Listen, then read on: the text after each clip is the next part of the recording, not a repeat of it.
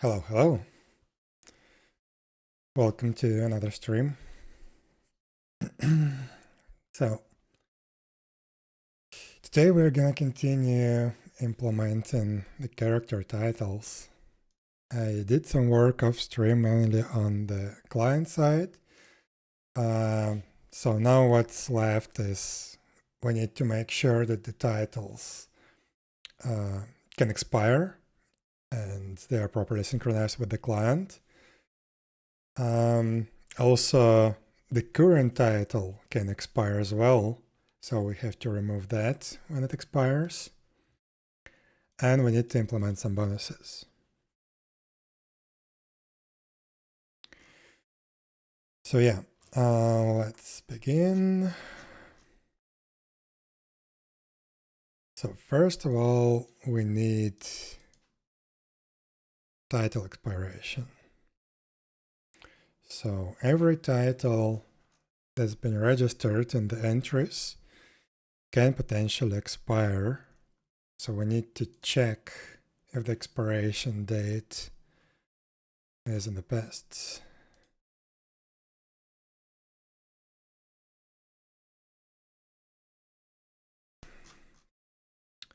So I guess I don't want to do this for each update.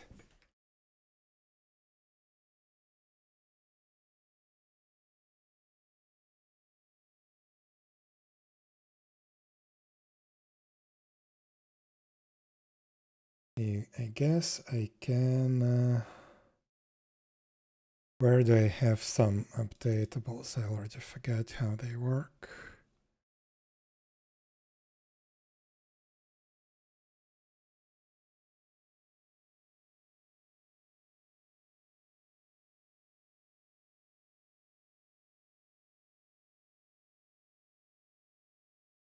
So something like this.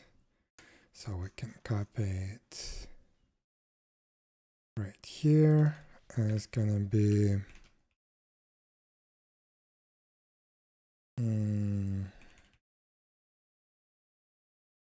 expiration updatable.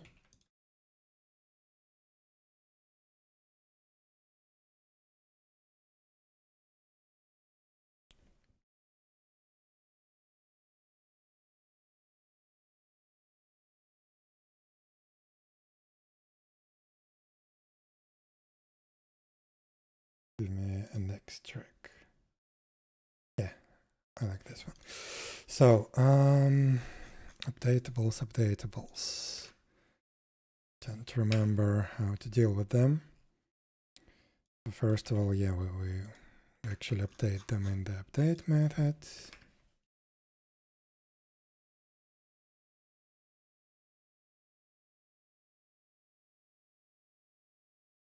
But also we need to register the action that is going to be executed. Where was that? Something like that. This is in the constructor, I guess.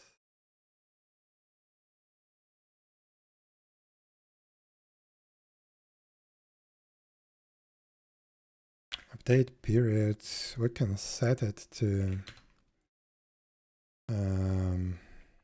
0 hours, 1 minute. So we're gonna check every minute if a title is expired.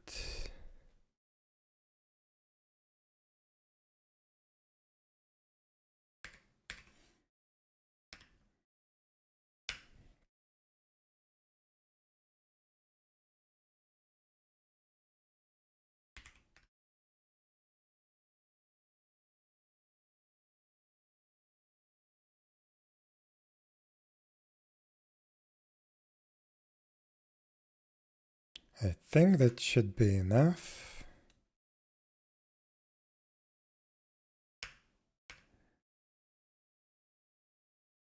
Yeah, that should be it. So on expiration update, this is gonna be happening once every minute.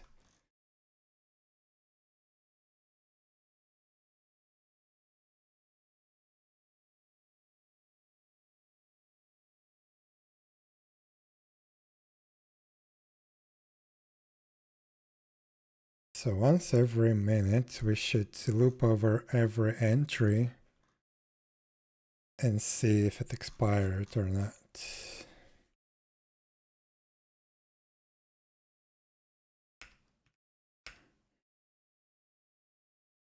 Hello, hello. Aninya-san, am I pronouncing this correctly?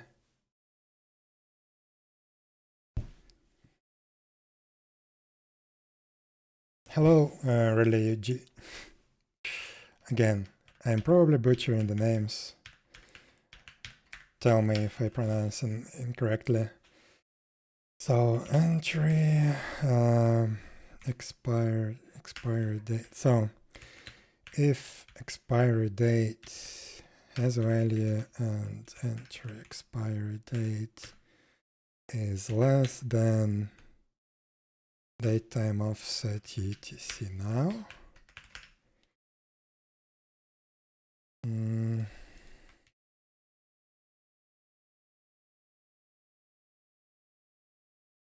what? I don't have to remove it from the list of entries. That is totally fine. But we need to notify the client, I guess.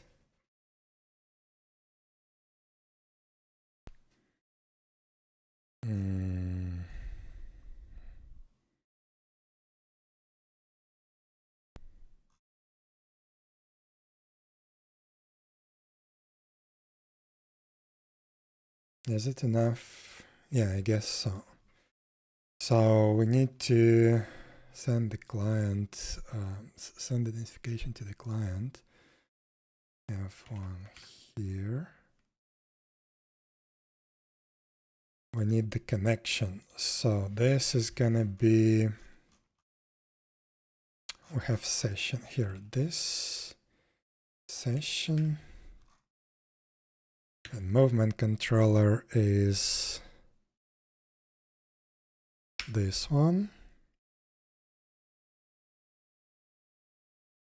And we need the title ID. So it's gonna be entry title ID.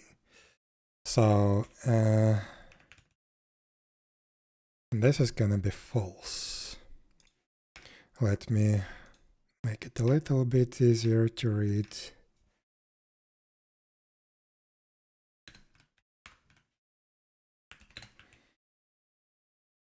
Unlock false, notify true.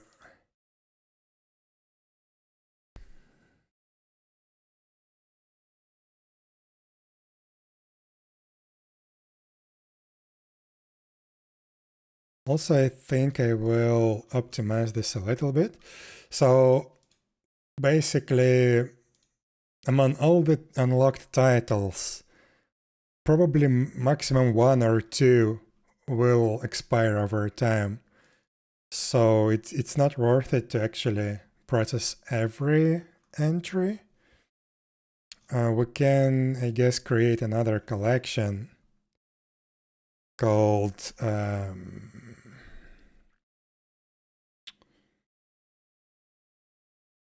expirable entries.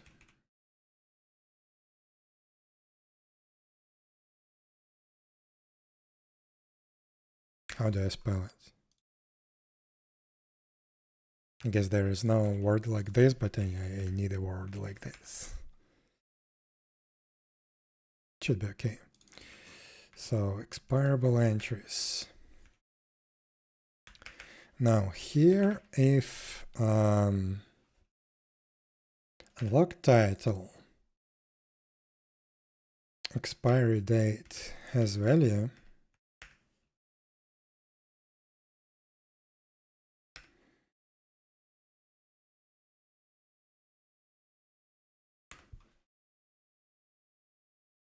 then we add it to this separate list. And then we can process just only this one list, which will make the life for the server much easier. And maybe we can also can I remove an item from my bag? Probably not.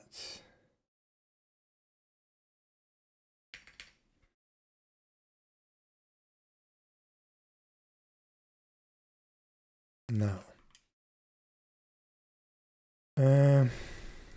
Okay. Another way to optimize then. Let's not use concurrent collections. We can do like something like private to read only object locker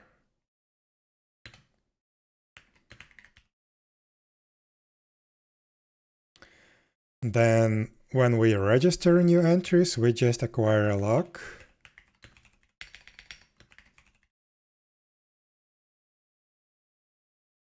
and we do all the stuff.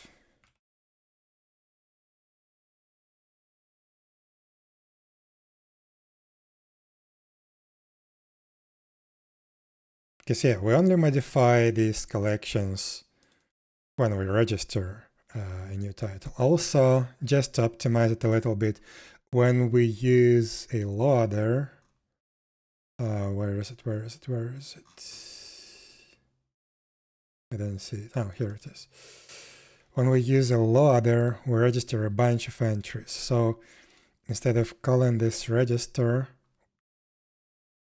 all the time, we can create another method, register enumerable unlock titles, and then we will loop over each of them inside single locker. So, and then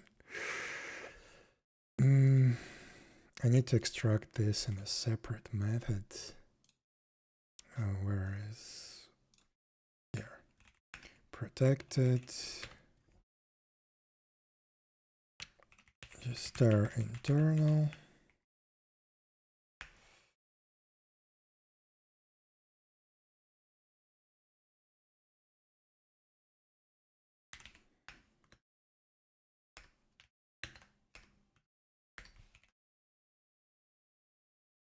And then we can call it here, this register internal unlock title. And here we call it inside a loop. So for each unlocked titles,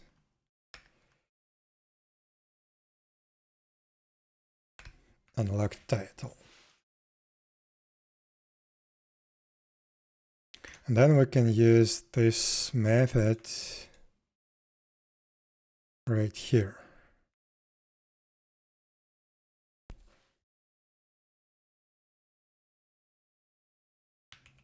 So this way we only have single lock. Now we can convert these concurrent collections to proper single thread collections. So this is gonna be a list.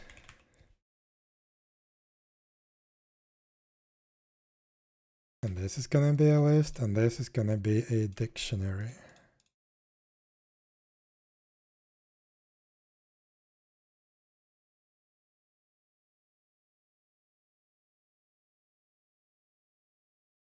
Yeah, I'll deal with this in a moment. I wanted to find out if it's gonna be easier now to deal with this here.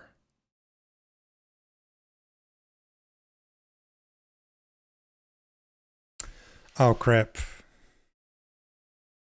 That's not gonna help at all, because to loop over all the expirable entries, I would have to acquire a lock, and I would have to do that inside the update loop. What is wrong with the soundtracks right now? Don't like that track. So, what are we gonna do here? Expirable entries.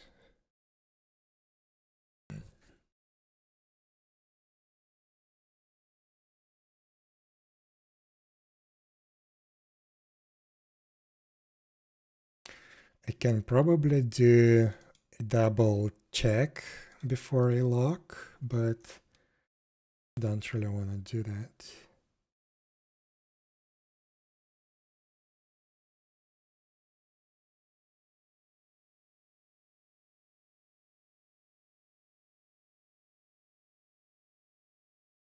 So what are the options? What are the other options? I mean,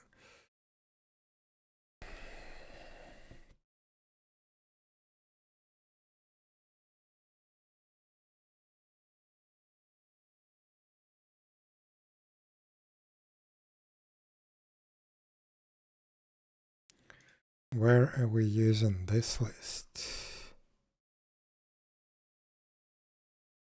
When the user logs in, and also when we save the data. Okay.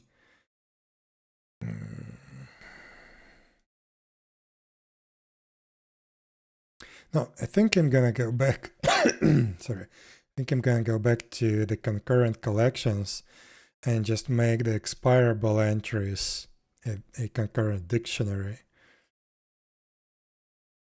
That way I will still have a lot of nice stuff for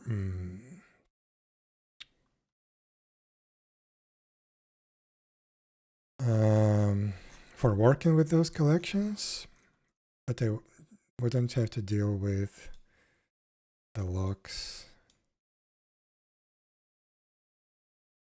So I'm gonna keep this interface just in case.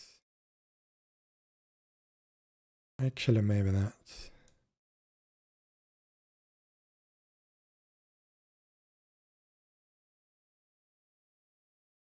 No, let's scrap all of that.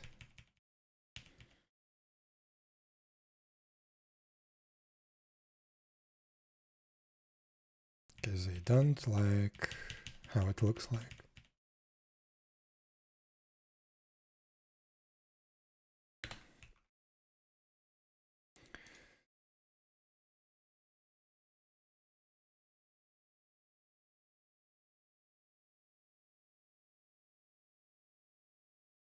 Oh, another thing.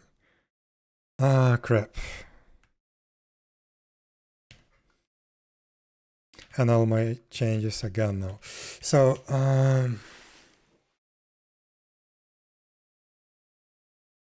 crap.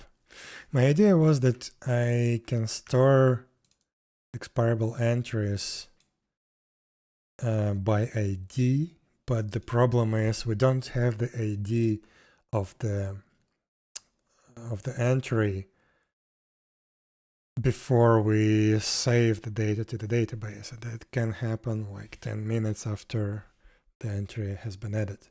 So that's not an option again. Whew.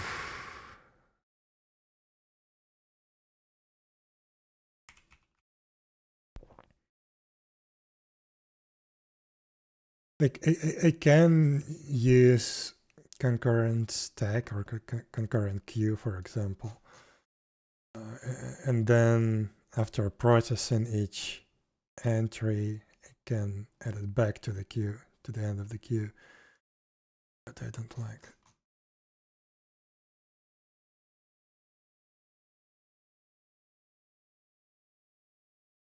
Also, I can build a list ordered by the expiration date. It check the top element. What can we do? What can we do here?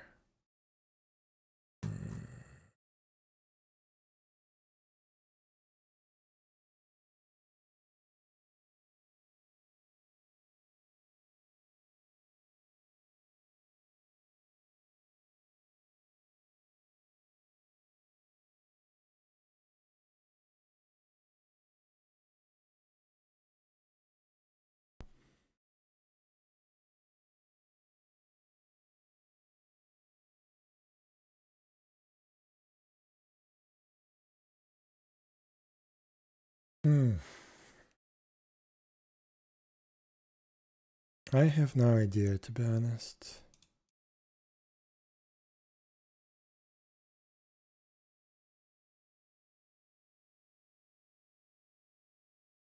I have to have some kind of collection with the titles that expire, but as soon as we send a notification to the client, we have to remove that entry from that list, from that collection. Because otherwise we will end up notifying client every minute about the title that is already expired.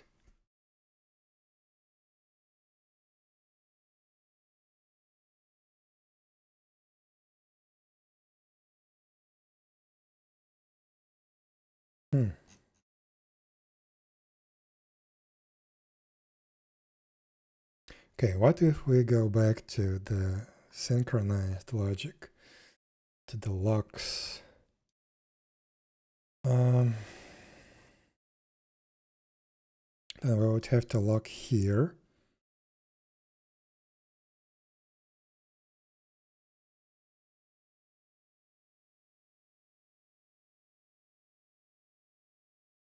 And we would have to lock here. Also here.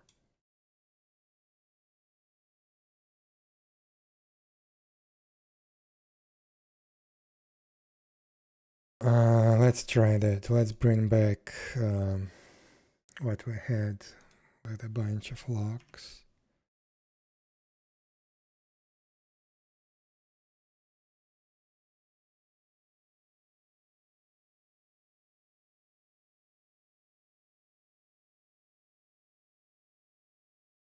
So while I still remember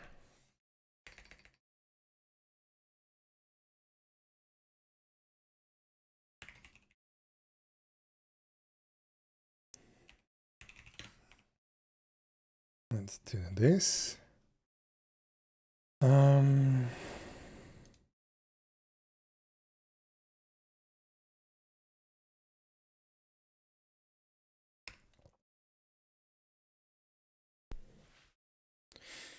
So here I didn't like that I would have to acquire a lock for each update event.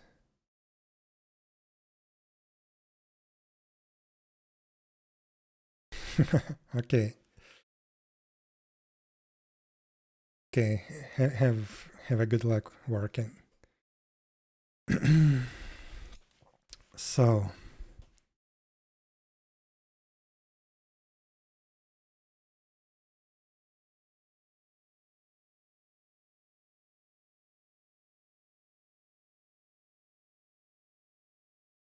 I don't think I have any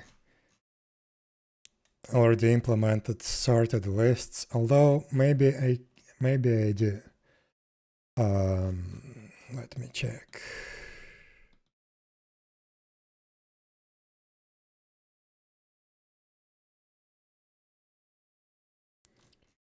Maybe I do have it somewhere in here.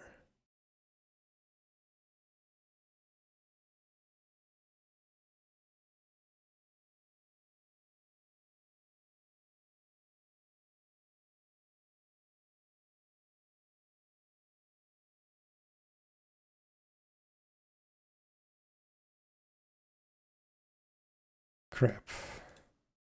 There was some kind of collection that I was working with that was sorted by a specific property.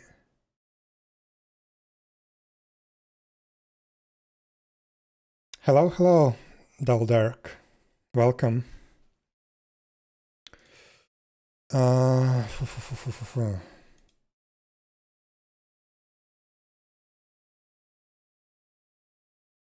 Okay, it was in signals. Here it is, priority queue. This was the thing that I was using. And I basically copied this implementation from internal .NET framework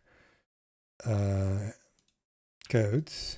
Let's see if we have it somewhere publicly available. Looks like we do.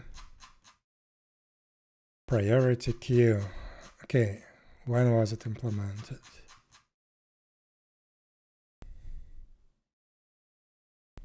Three years ago. Okay.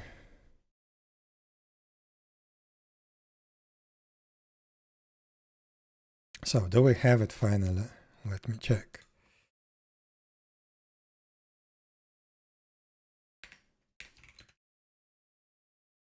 We do. So, priority queue. Okay, so my knowledge is a little bit out of date. Let's see.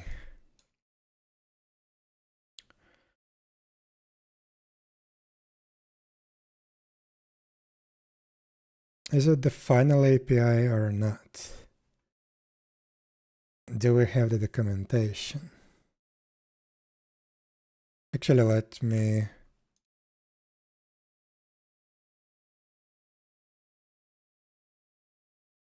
Okay, nice. We have a proper documentation.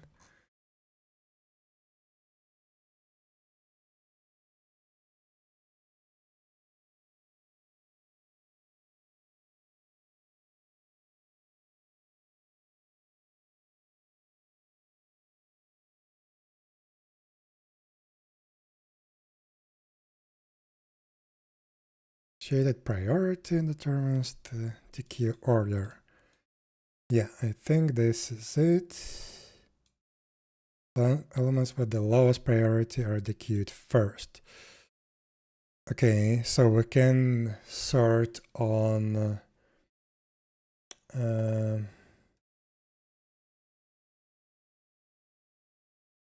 can sort based on the time left,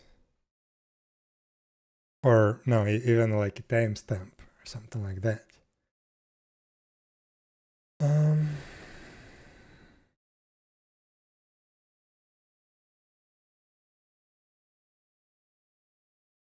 So what do we have here?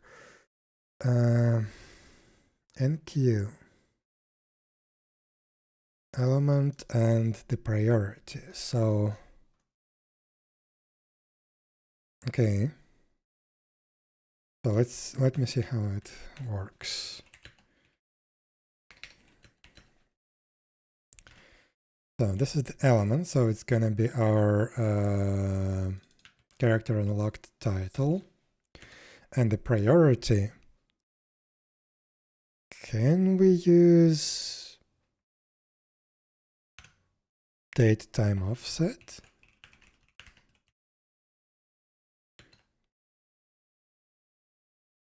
Technically we can, but I guess it's gonna the comparisons should be fine. Hello Black Beverage, hello, welcome.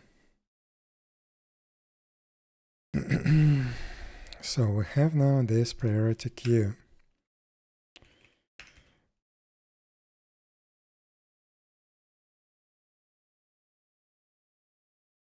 So to enqueue, we can now use, let me put it here just for now, entry, and this is going to be entry expiry date. No? No, oh. Yeah, so.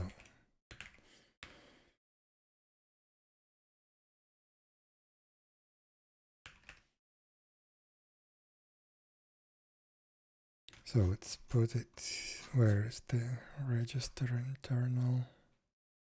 Here.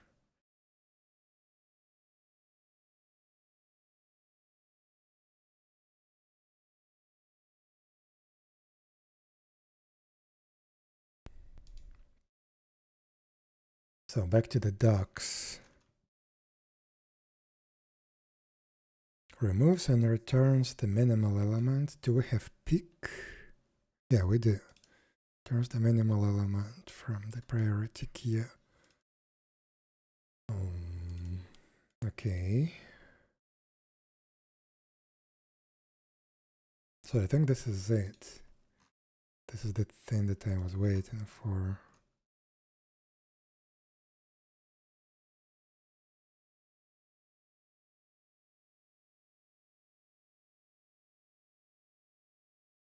We have try peak. Turns a value that indicates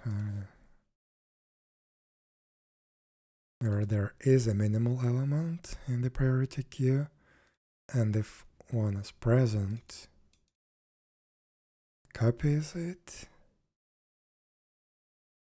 and that's associated priority to the arguments. Okay, element is not removed. Okay.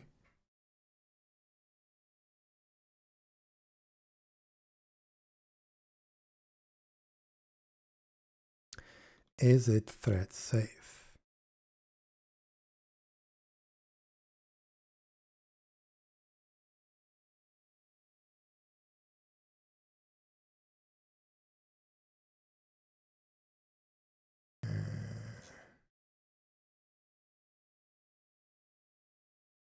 Probably not.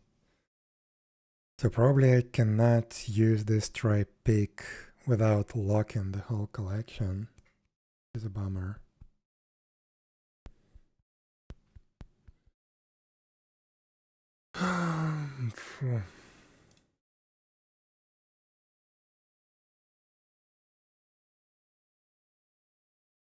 But yeah, at least I think this is the collection that I need to use. Where is it? Where is it?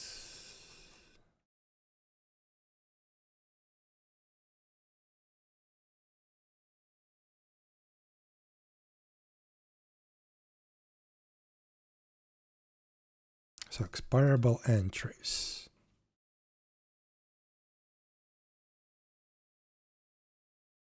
And now on the register, I'm doing NQ.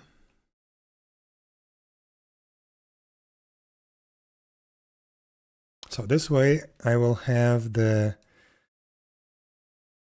entry that expires like in the nearest future on the top of the collection, on the top of the queue. Now here,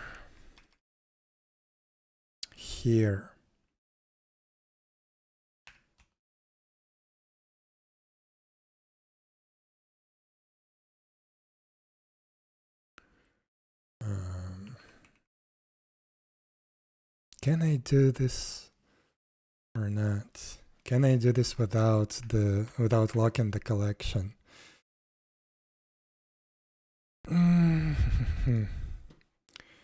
Do we have a source code for it? We should.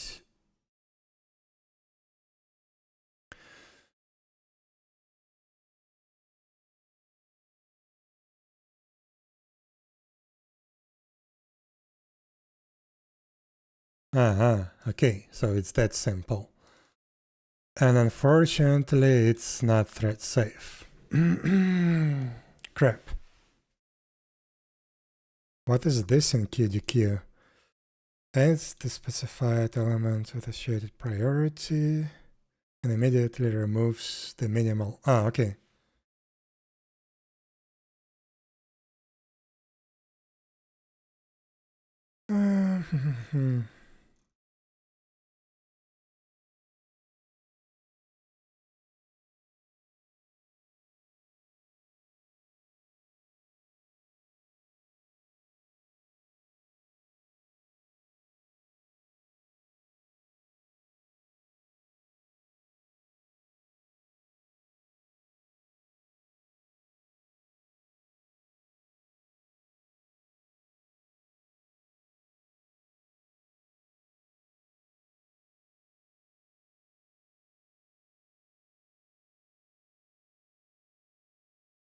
Yeah, unfortunately, this operation is not atomic. It's not thread safe because this size can change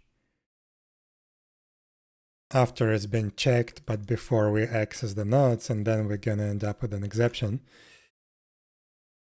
So to use this kind of collection, I would have to lock it first. Do it within the locked.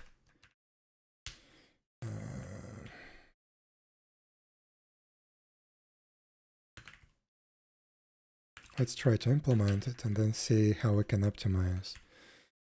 And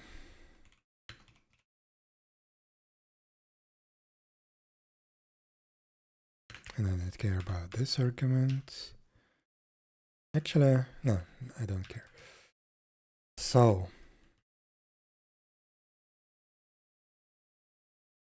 here if we have it, this indicates that we have at least one expirable entry. So now if it's expired, no, I cannot use this inside the lock. So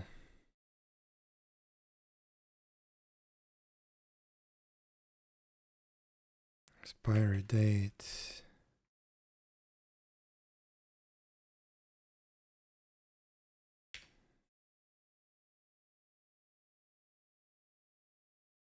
There's the ETC now. Then we need to actually dequeue it. This expirable entries dequeue. At the moment we are sure that it's on the top of the list, so this is fine. And then we need to have like a separate list.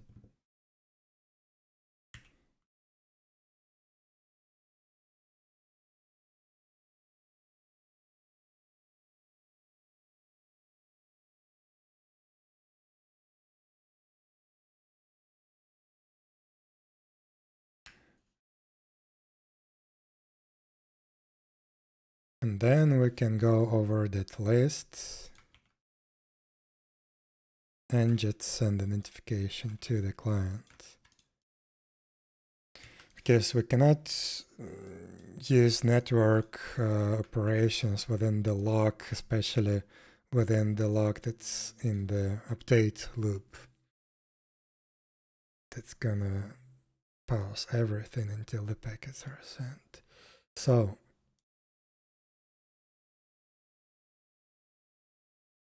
expired entries. Still, we have to use lock for each update, but I think it's fine. It's gonna be executing once in a minute, and everything else is pretty optimized in this case. So now we have to deal with this. With register internal.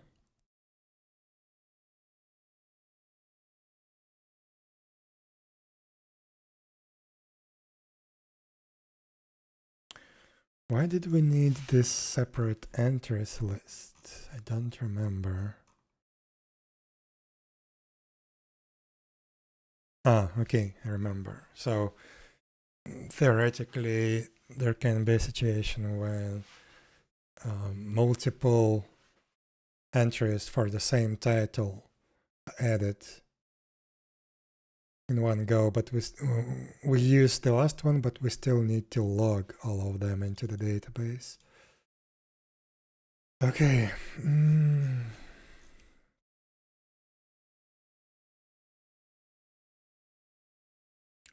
So this is fine. Now this will be very easy. We can just set the value into the dictionary.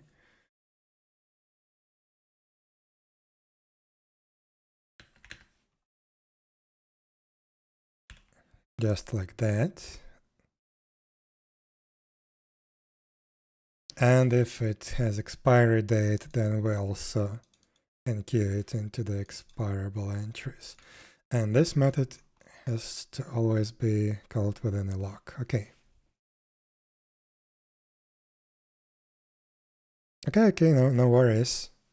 Thank you for stopping by.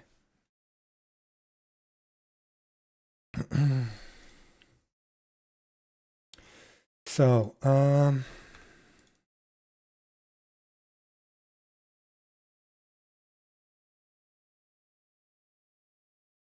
let's double check. Where do we use this entries? Here. Oh, we also need to use the lock right here.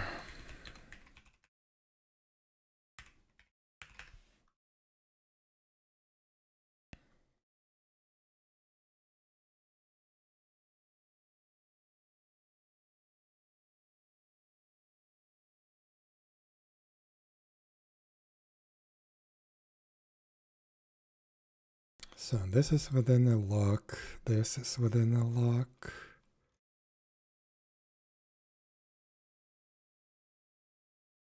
This is internal. Now expirable entries. This is within a lock, this is internal. Yeah, that should be it. Now, what about this thing? Yeah, this is fine.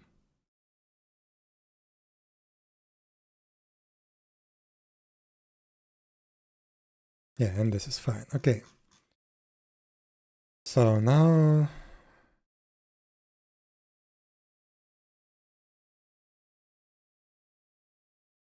yeah, thank you. Have a nice day.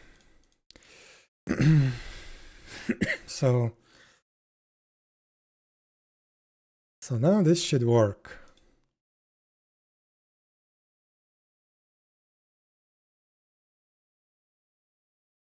This is what we did. So now we have work and expiration on the titles, on acquired titles. So let's check, I guess.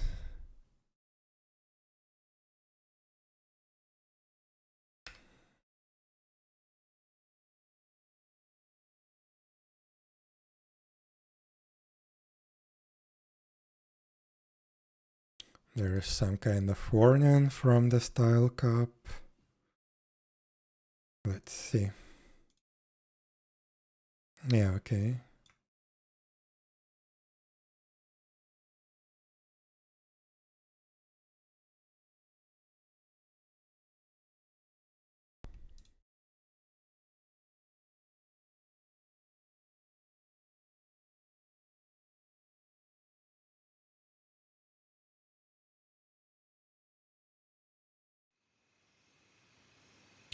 Now, wait. I need to expire a title. Oh, actually, I forgot about one more situation. So, this expirable title, it can expire, but there can be another title with the same ID that is not expired yet. Where is my music? No, it's this track. Okay. Let's give it a moment.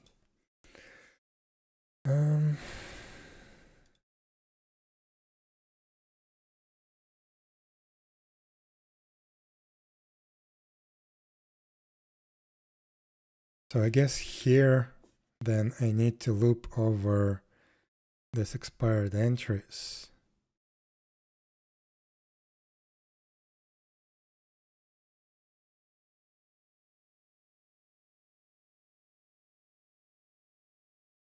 Wait, no.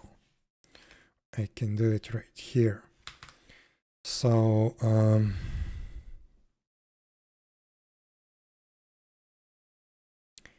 here we will check for this entries by title ID. Try get value, entry title ID, out,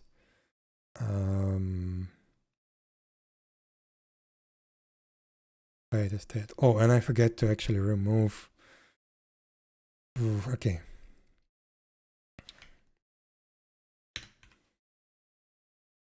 Okay. Now I have an idea. So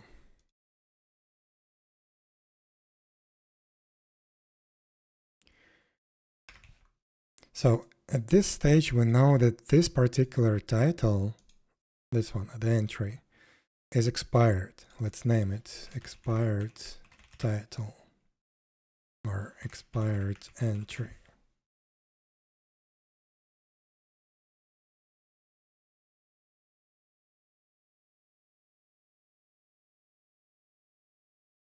So we remove it from the expirable entries, so this is fine.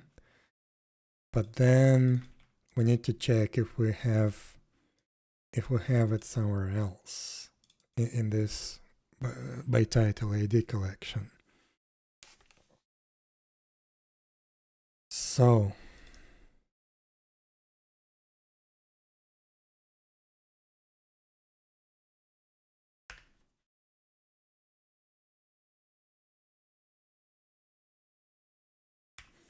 not active. How do I name it?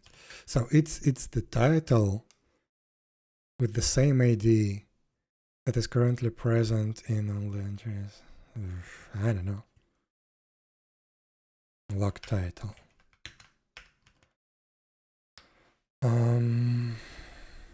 So now we need to check if unlocked title expiry date has value. So if it's expired as well, has value, and unlocked title is expired. So I can use this thing here.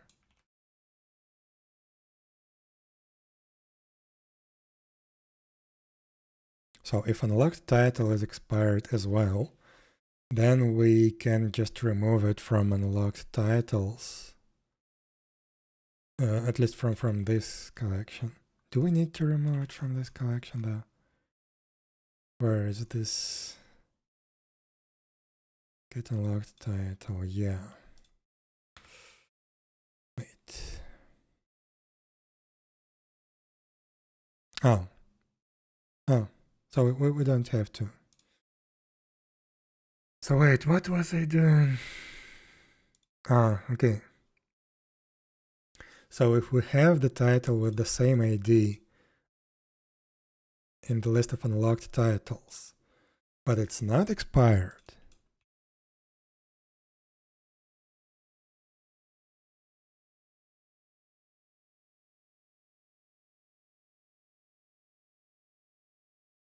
then we don't add it to the list of expired.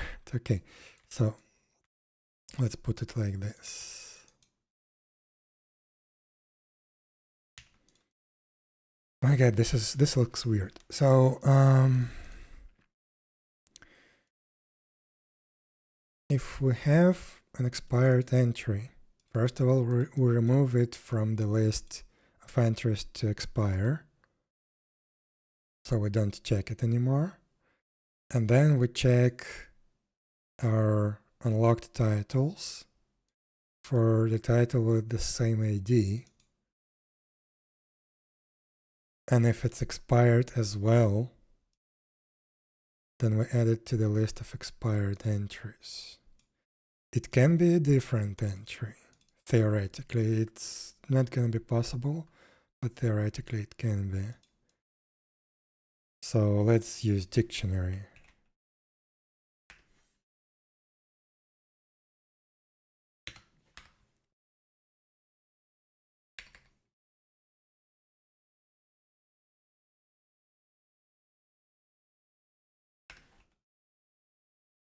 By title ID. This way we will have one expired title per title ID, unexpired entry.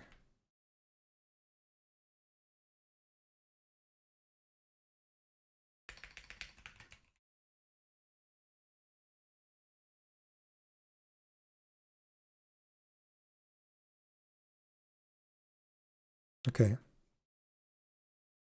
I think this is fine.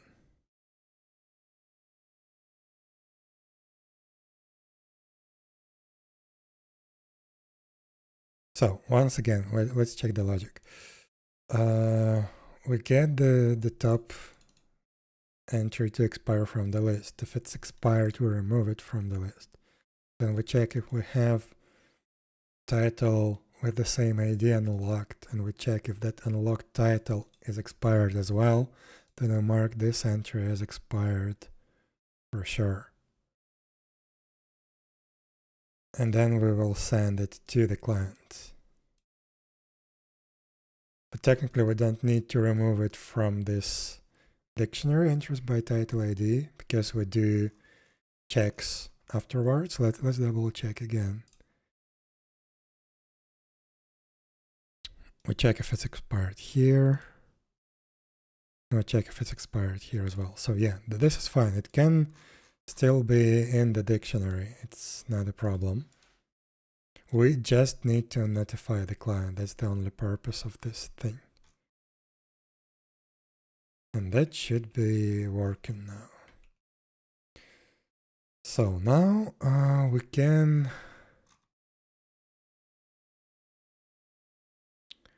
test it, I guess. So first of all, let's remove this. Let's check with the title ID 7 and set a date in 1 minute.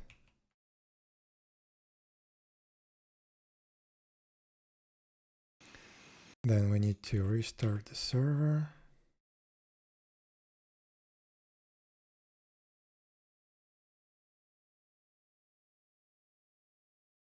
Hello, hello, Soren, welcome.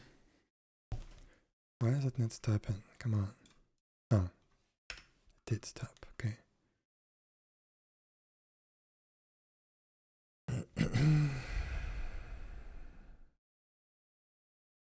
Do I still have time? Yeah, I do. Just barely enough time. Crap.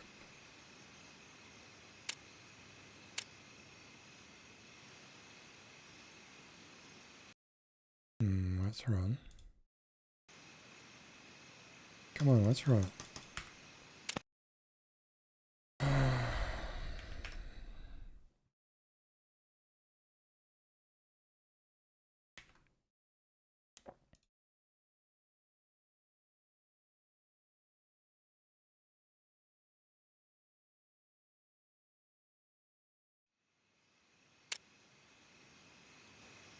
Here we go.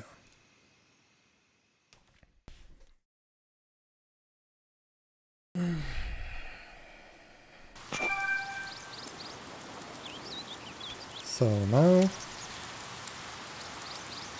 our 𝙽𝙴𝚁𝙀 title should expire in about half a minute, even less. And we should see it in the system log.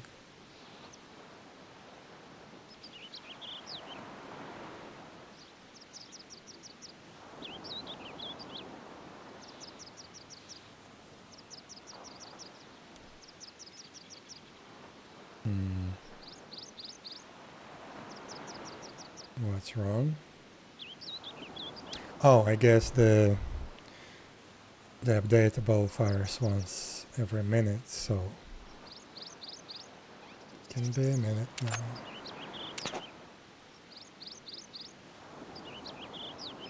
Yeah, here we go. Title 𝙽𝙴𝚁 expired, and we don't have it anymore. Perfect. And just for testing, I want to increase this in once per second, so I don't have to wait. Another thing that I wanted to test is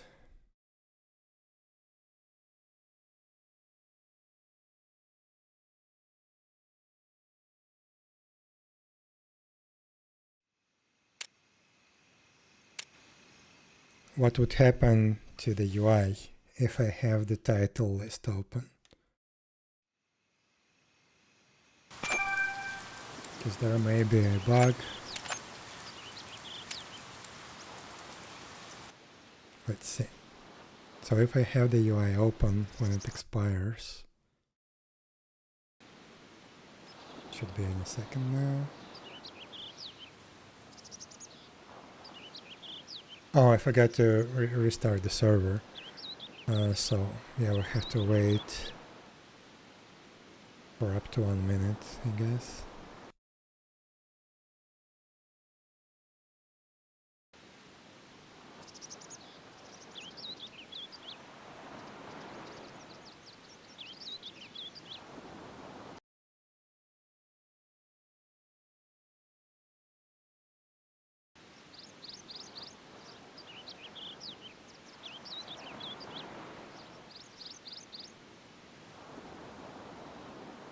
Okay, did it update the UI? So that's one problem that I need to fix.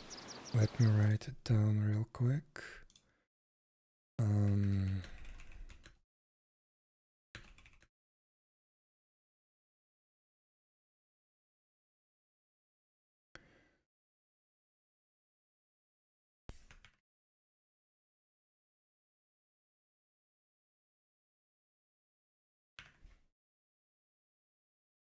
Okay, and now if I try to select it, title has expired.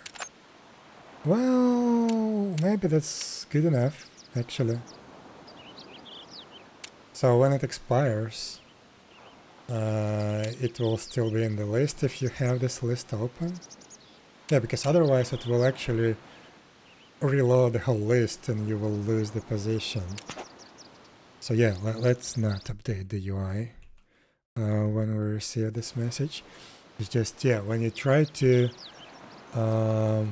set it, it will say that it expired, which is totally fine. You will also see the system message. So this works. Nice. Now we need to implement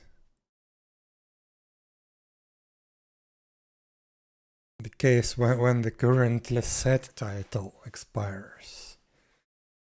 Let me close the client real quick.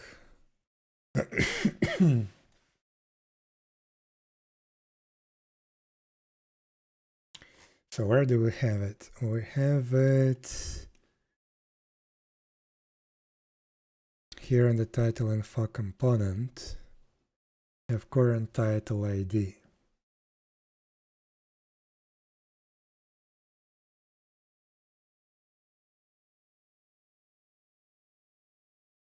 So I guess we need to also process this one inside the lock when we set a title. So then when we check it, we're sure that we don't have any conflicts.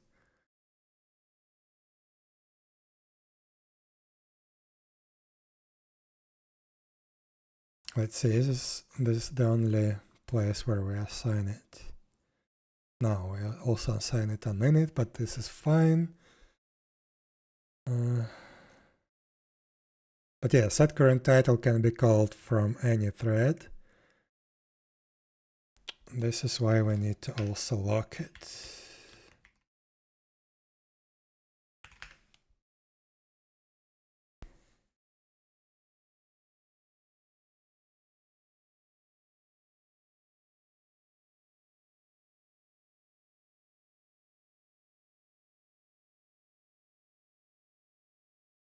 Also, I guess I can, instead of using this method, I can put hold this method into a lock and use the thing directly.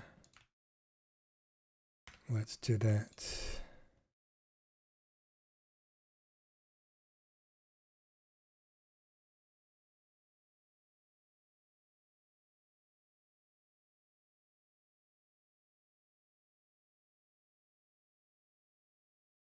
Oh, okay. So this even saves us a few unneeded checks.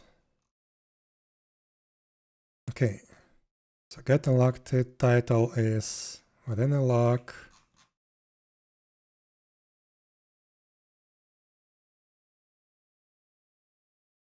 I just have to make sure that I don't call it in the nested logs. So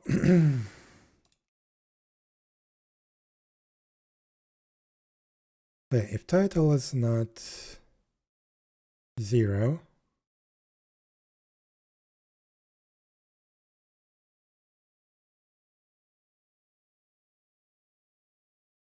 we need this unlocked title as a variable on the top.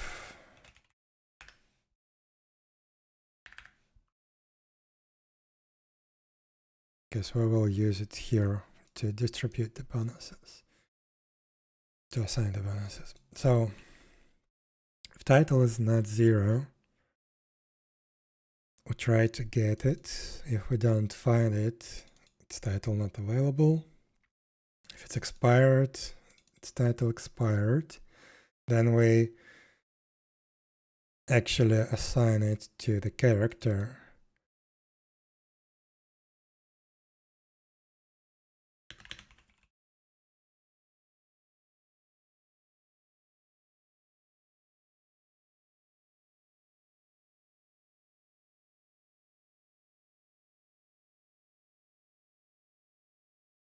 This is title changed to soon. Okay.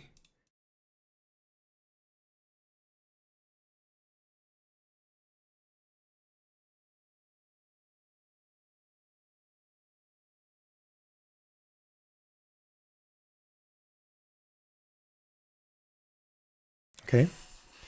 And now here in the expiration check, we can also see if the title expired. So we need this title info.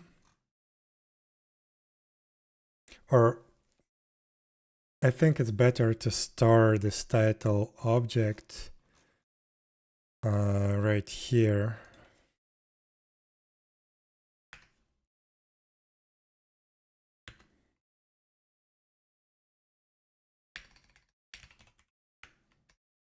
Wait, how was it called? Current title. Okay, let's set it like that.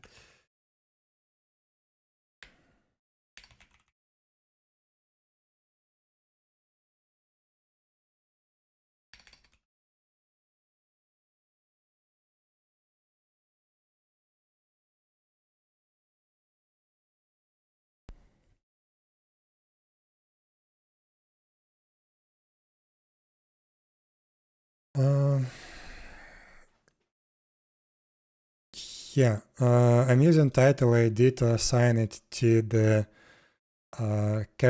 public character component, because I don't want there to be an actual object, but maybe I'm wrong. I don't know. I don't need a title object there. I just need the ID.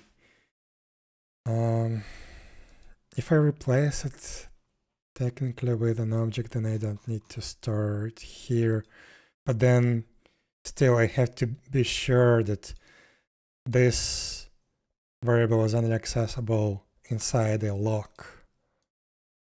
So yeah, basically I have title ID just on the public information about the entity. So other entities can access this variable and see that, yeah, this character has a title, and that's it. They didn't need to do anything else with it.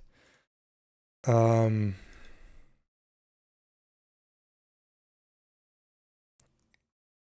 I only need the title object to actually do some stuff like assign bonuses, stuff like that. So this is why I have ID, separate ID, and separate object. I may refactor this later, but for now it's totally fine. So what was I doing? Yeah, current title expiration. So here I need to check if this current title is not null, and this current title is expired. Then we need to remove it. and also notify the client and everyone else. So we need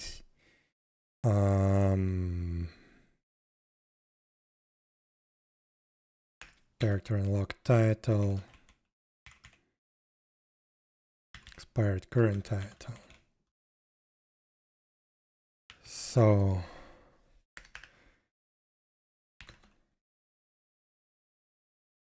this current title and then this current title equals null. And then here we need to actually send out a signal, not a packet. So it's gonna be this controller add signal new character changes title. Yeah. Which is this controller entity and title ID. So technically I only need the ID. Fire title ID equals 0, I guess.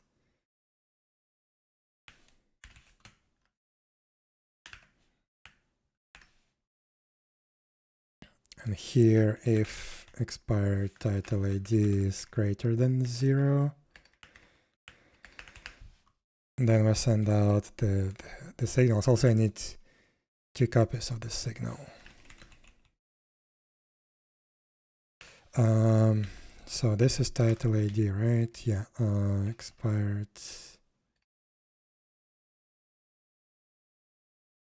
current title ID.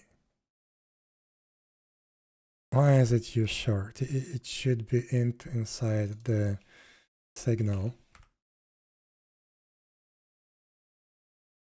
but then convert it to use short when we send the actual packet. It has to be in here as well. And here we convert it to use short. Yeah.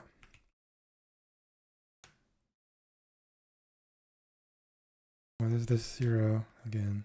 Oh, result.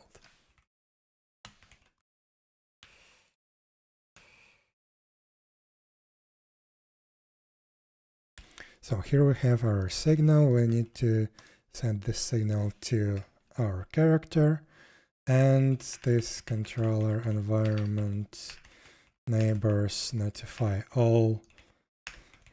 We send the same signal to all neighbors. This will send out the messages to everyone around that the title has been changed.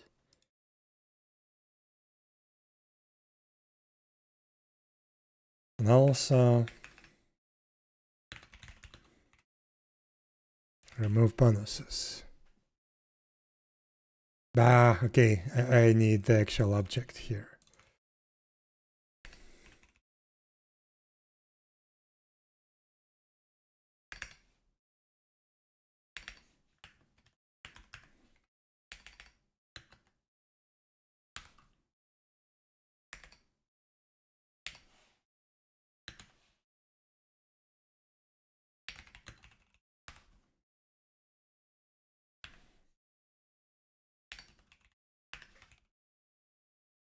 Because I don't want to remove bonuses inside this lock. I want to do it in a separate region of the code.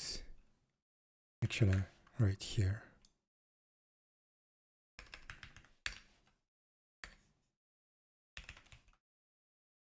Just like that.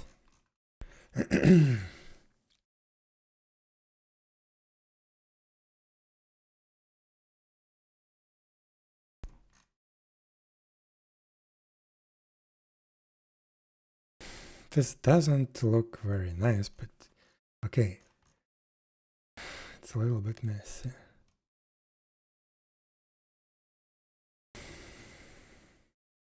So again, current title. Where is the current title? I want to double check that I'm doing everything that I need to do inside the lock. So wait. Oh. Also, I need to assign it right here.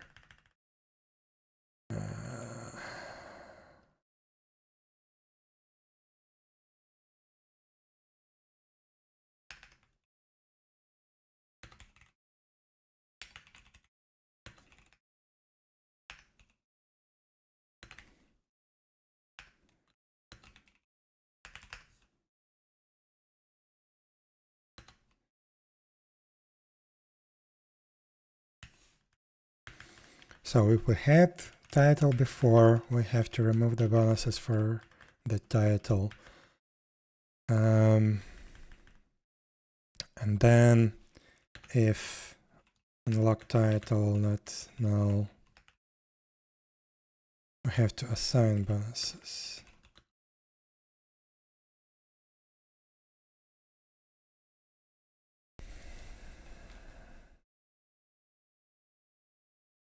Yeah, it can be null.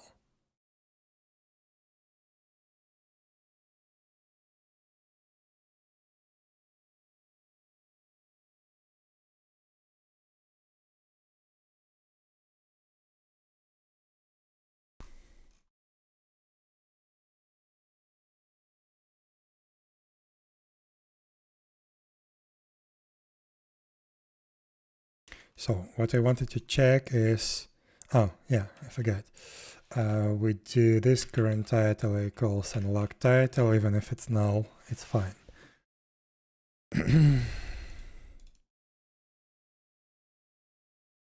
So this current title is accessed inside the lock. This is also inside the lock. Yeah, this is it. Only bonuses are left. So when we check if there is current title and it expired, we put it here and we remove it from there. We notify the client about every expired title, and if we have currently expired title, then we remove the bonuses and notify everyone around.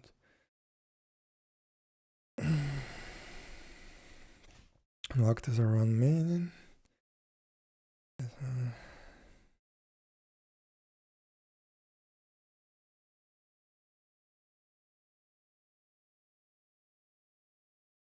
Yeah, you're right.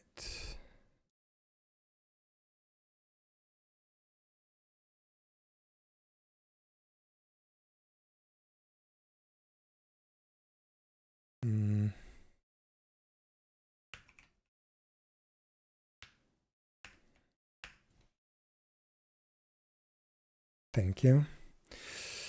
But yeah, I will still have to loop over all this code because it doesn't look anywhere near to what I want it to look like. But for now, I'm just trying to make it work.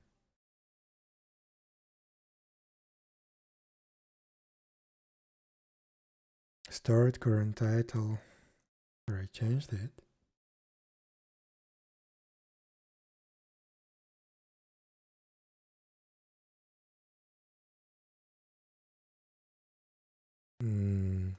Where?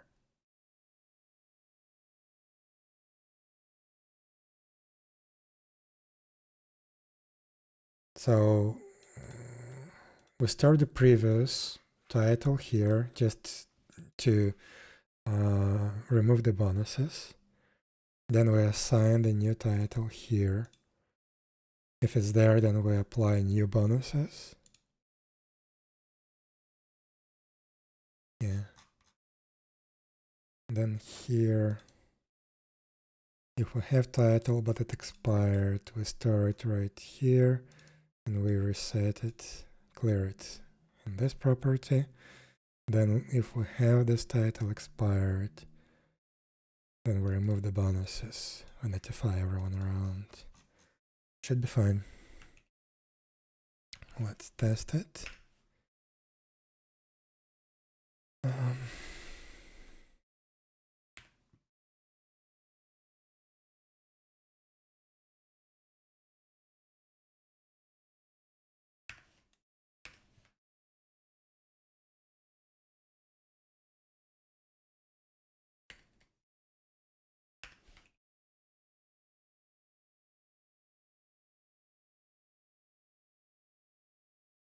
I should have added a little bit of login to this component just to make my life easier, but it's okay.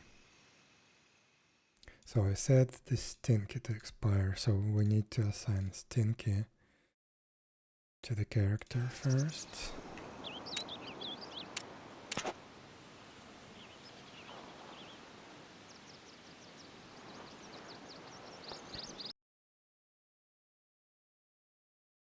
Did I miss it? No. It expired.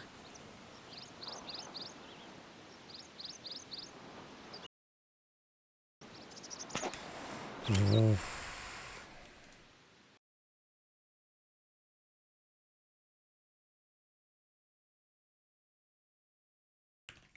𝙽𝙴𝚁𝙸𝚂, just to be sure.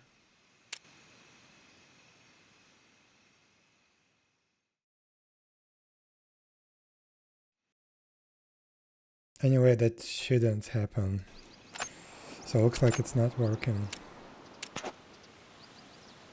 So I have this 𝙽𝙀 for 2 seconds. It didn't work out. I shouldn't be able to assign this 𝙽𝙀 after it expired, or if I managed to do this before it expired, it should have been removed.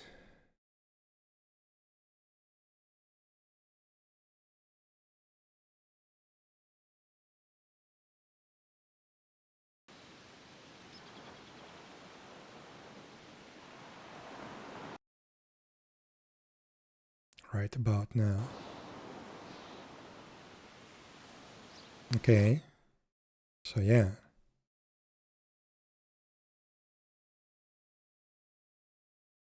And another one. Oh crap. Wrong button.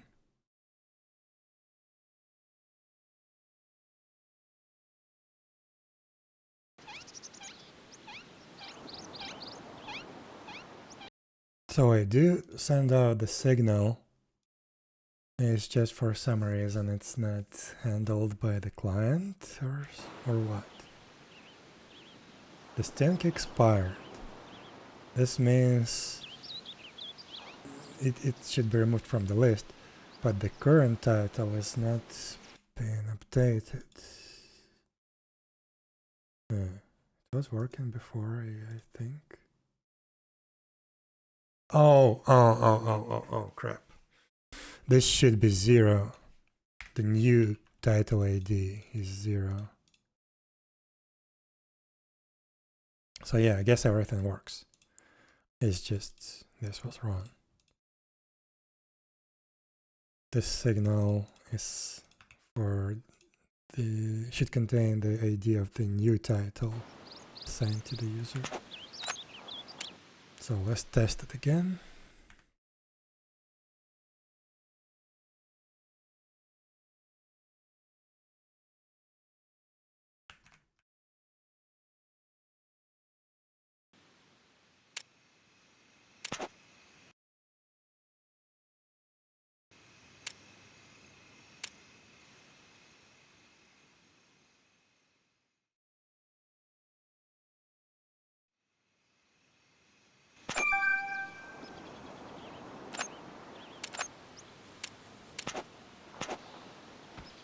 So where's 𝙽𝙀 now?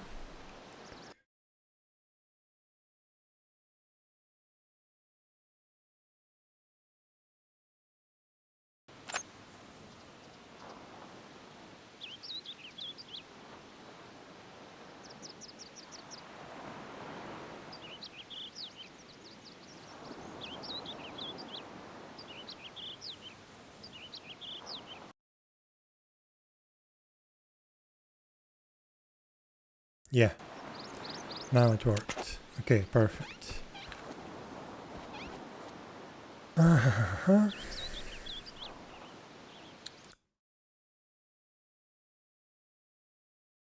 So now we have everything except the bonuses.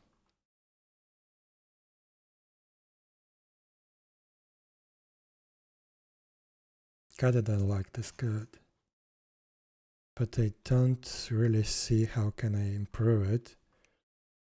Let's see. This is fine. This is fine.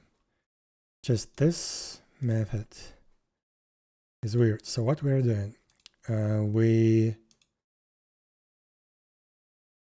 try to get a title, so it should be unlocked.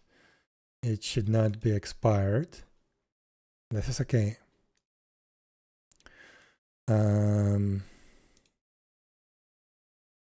Then we also check if we have, if we still can change the title.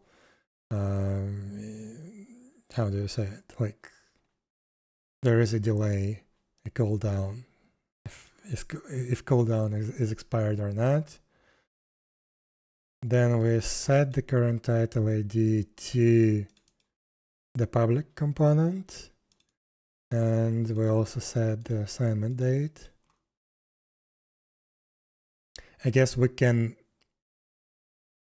move this assignment date into this controller, component, I mean. We don't need it in the, well, actually, either way, it's totally fine. Then we get the previous title, we remove the bonuses. We set the new current title, apply the bonuses. We save the new ID in the saved status. Yeah, I cannot remove anything from here. It's just I need to move these two out. So new title should be here, and previous title should be here as well. So then I can apply those bonuses outside of the loop. What's wrong? Oh. This. Can we tidy it up a little bit? Yeah, I guess so. We can put it. Oh. Can do it like that. Oh my god. So previous title equals current title is equals new title. Then we set it to the public component.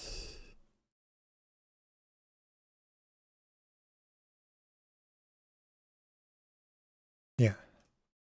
And it looks a little bit better now. So now the bonuses.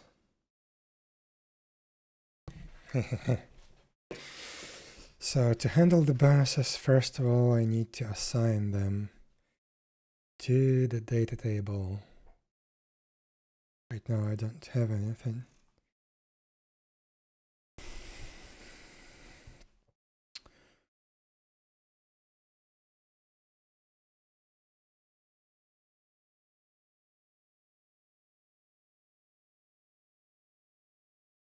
Wait, what? So when you're looking, where you're looking inside methods, is it then possible to enter those methods for a single character? I don't understand what you're saying.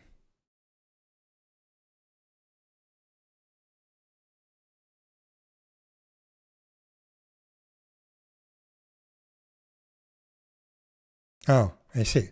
So this is the pattern that I'm trying to follow everywhere that I can. So if I do have to use locking, I'm trying to make sure that only the thing that is responsible for the data can acquire those locks.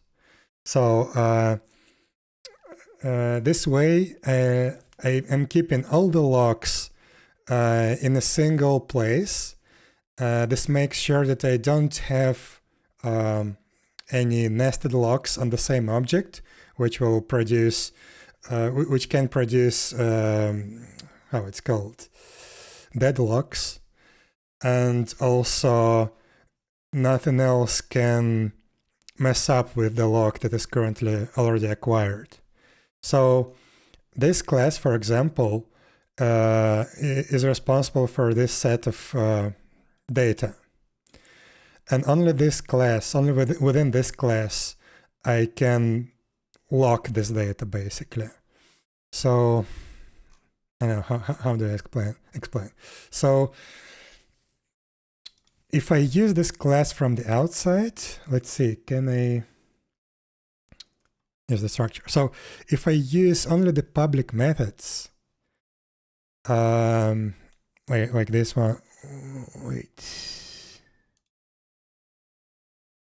Like these public methods, I guess you cannot see this properly on screen, on stream. These methods let you use this data as if you don't care if it's locked or not. Everything is handled inside this class, and you don't have to worry about locks. Basically, this class appears as thread safe. You can use it from anywhere as you wish. So I can use register wherever I wish. I can use this get unlocked title wherever I wish without worrying about locks. So this is why I'm using it like that. And the second one, to signals. Yeah, so this is one signal, but I'm sending it 2 times. First of all, I need to send it to the current character. So, so it gets sent back to the client, and the client gets the title updated like we did here. But also I'm sending the same signal to every neighbor, so to everyone around the character. So everyone else can see that the title is changed as well. It's the same signal, it's just handled in a slightly different way on the client side. So if the client sees that this signal is meant for the current character that you have in the game, then it updates the current character title, and it also updates the values in the UI. But if it sees that this signal is meant for some other character, like for her, for example, it would mean that the client would update the signal on this update the title on this character. And yeah, neighbors don't include your own personal character, so this is why I'm sending it twice.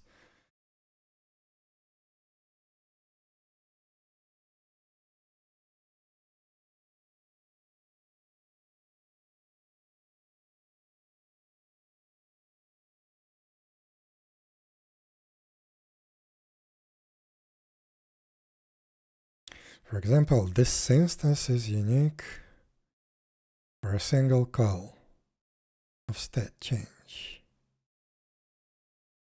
It's not a singleton. Johnson.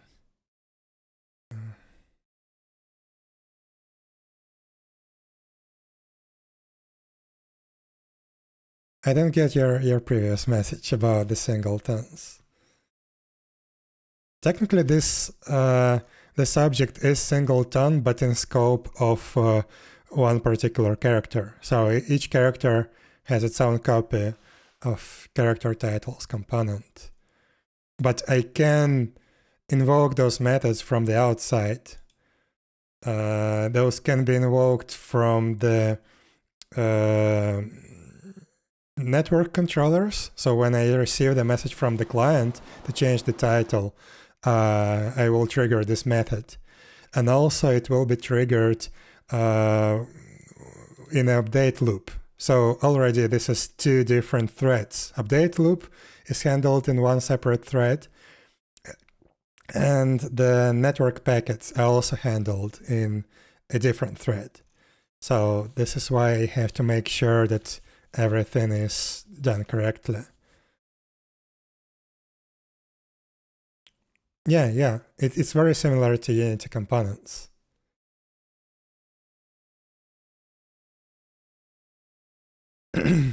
Basically, this component, this object gets added to a controller, and controller is a thing that controls your character, the entity on the map.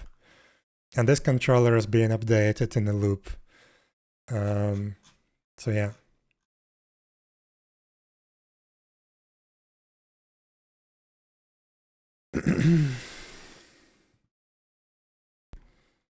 So where is our titles, character titles? So we need to add, yeah, exactly. So if I wouldn't use the locks, for example, theoretically what could happen is a title can, this expiration logic can be in the process of executing, and at the same time, a client could call the setCurrentTitle method, and that would produce race condition, and the end result would be undeterminable. So a lot of stuff can happen, a lot of bad stuff. So yeah, this is why I have to lock everything into a single place, single semaphore. But yeah, usually I don't use locks like that. Usually I try to just use something like concurrent collections or atomic operations, stuff like that, or just move everything to the update loop. So for example, I could implement it in a different way. I could implement it like when client sends the signal to change the title, I would just send the signal to the controller, and then this method would be called from the handler of that signal to actually change the title, and that would happen inside the update loop. But it's just to be sure, I want to make it like that. Actually, now that I'm thinking about it, maybe that would be a good idea. So you cannot change the title from the outside of this class. You have to send a signal to yourself, basically, to change the title. And then we don't need the locks. We will handle everything within the update loop. But we also have publicly accessible list of unlocked titles. No. Yeah. We still have to use locks, unfortunately. And again, in my initial implementation, I tried to use concurrent collections, but it's just a lot of different stuff happening at the same time, like the list of accessible titles, current title, and expirable titles. It's just too much to handle with a single concurrent collection. We cannot rely on that. So yeah.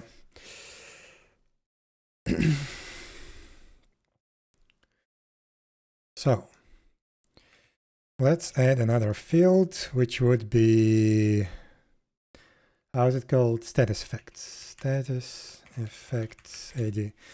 Actually, I think I already have a nice field like that. Yeah.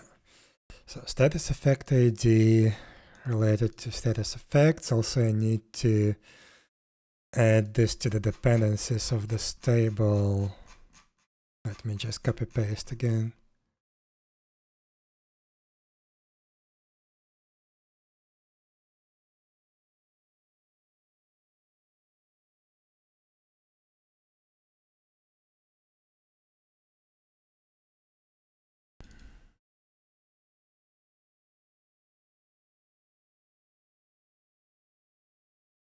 Okay, so now we have this status effect AD column. We need to import it Wait, it should be 𝙽𝙺, 𝙽𝙺.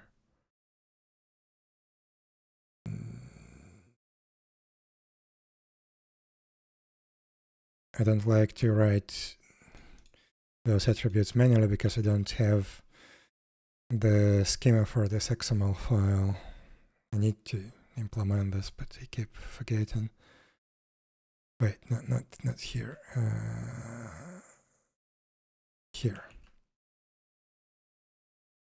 So this field would not end up in the that file, but we will still have it on the server side.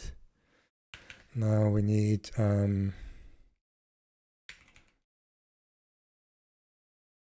character titles table,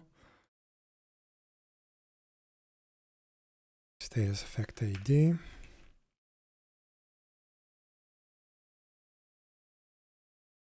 Actually, I need to store this status effect as an actual object. Don't remember how to do that, so let's go to,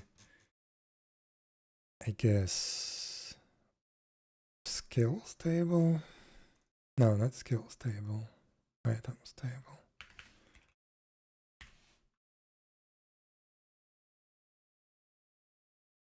Item prototype table. So here we go.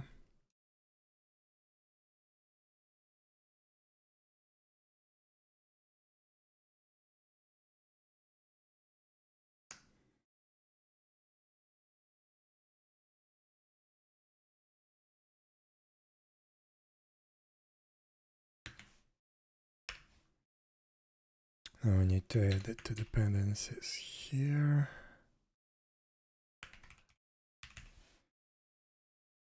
Just to be sure, let me copy it.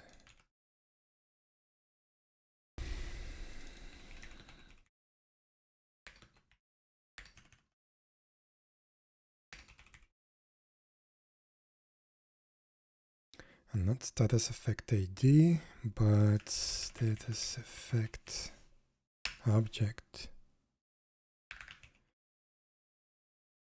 And here I can copy this thing.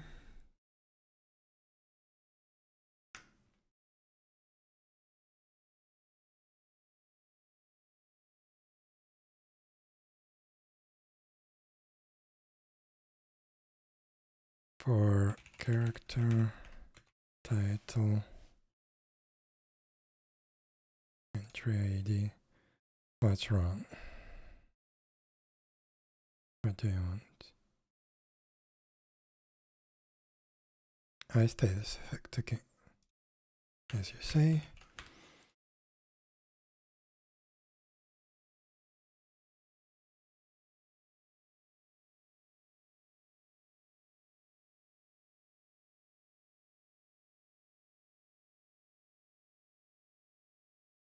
Okay, so now we have the status effect.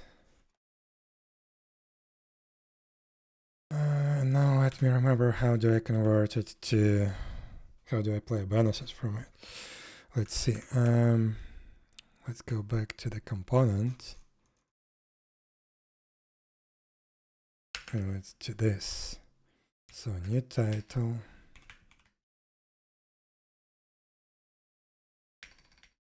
Wait, what? Oh, crap.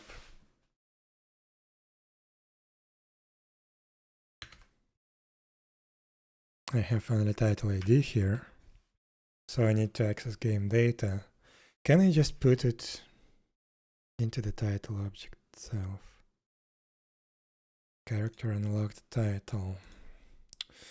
This is persisted into the database. Oh, crap, I don't like this.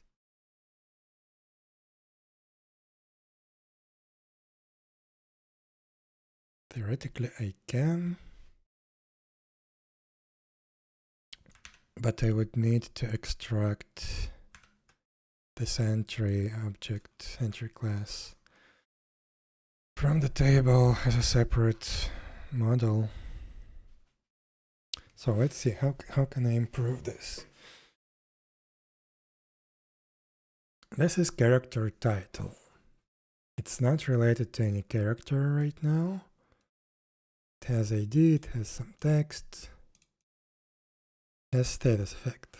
This is what we care about. Now the character unlocked title theoretically can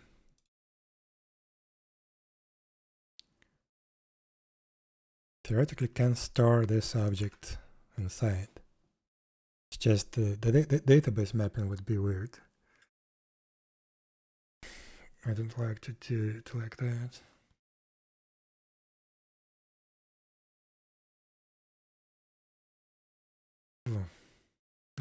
I guess I'm gonna just access the game data manager every time here. So let's set it as a dependency.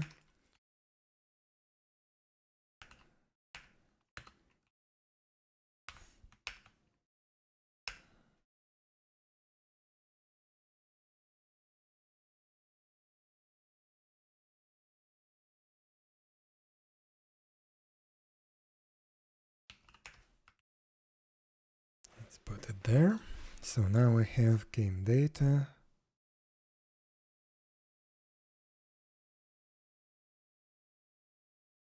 Now we can access it from here.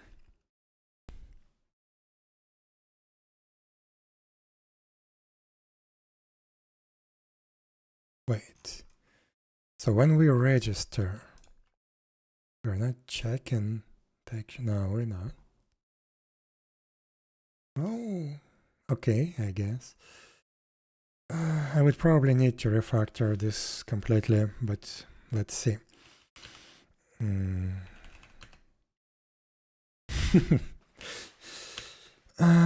Another title. So this game data get character title stable by ID, new title ID. I don't like this whatsoever. So I probably need to properly implement this and put the title metadata inside this. Not this, but inside this object. I think I did something similar to the learned skill object.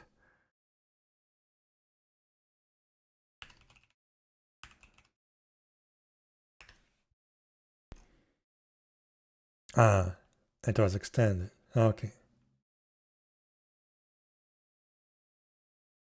Yeah, it was much more complex.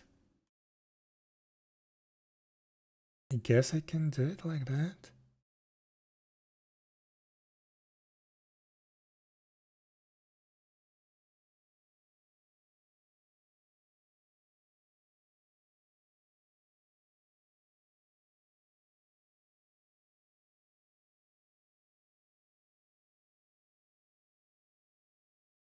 Let me see the mapping.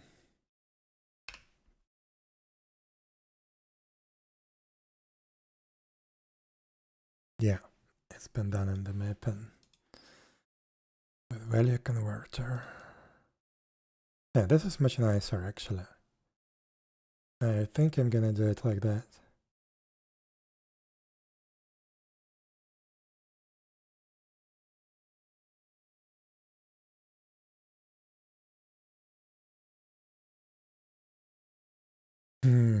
Okay.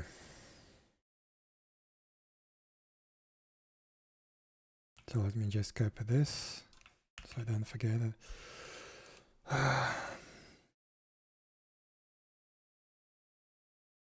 So I need character title and character unlocked title.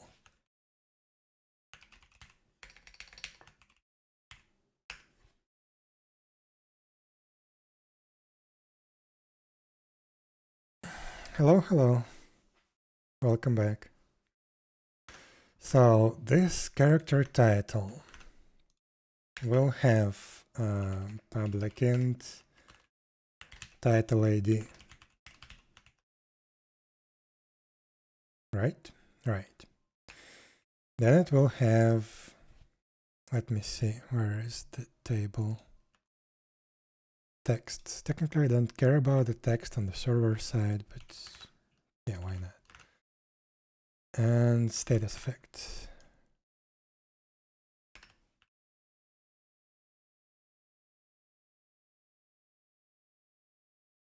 Okay.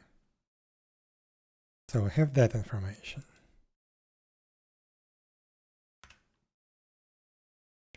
And we will have character unlocked title, which extends that thing. So we can get rid of title ID. Guess that's the only thing that was here before. Title ID. Yeah, I need to create some constructors.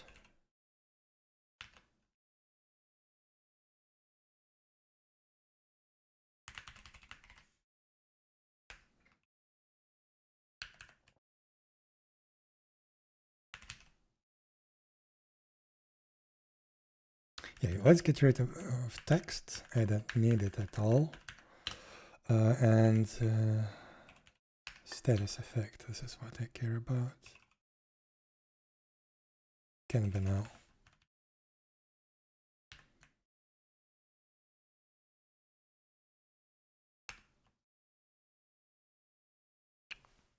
Hello, a divorced fork. Hello. Title ID, status effect.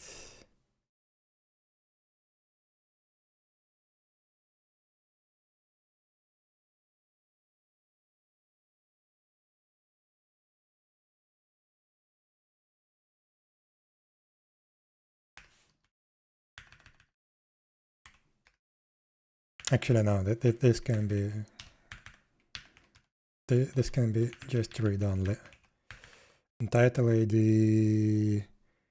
Yeah, I need this protected for the entity framework. Okay. So we have character title. We have character unlocked title. Now I need to call the parent constructor. Title ID.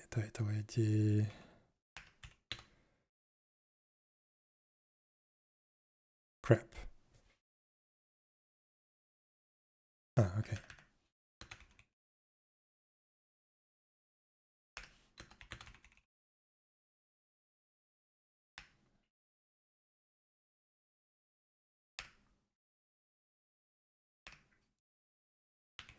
Something. Oh, I don't need to assign title ID anymore. And let's create a protected empty constructor.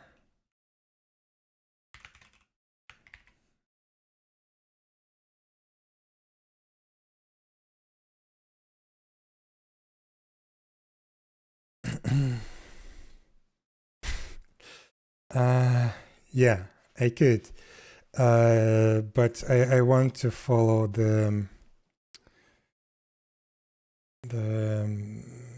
constructor approach. Make it a little bit more strict on myself. Okay, so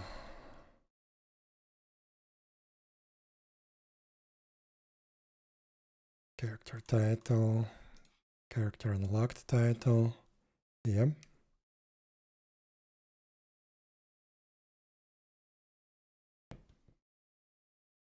Wait, can I? The mapping is gonna be extremely weird.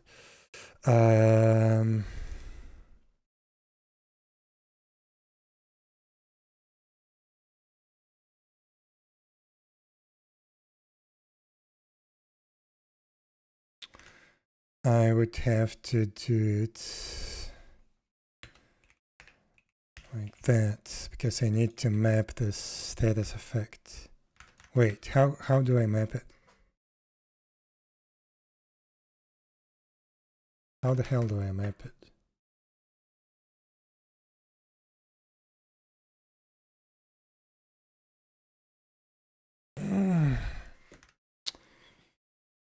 Yeah.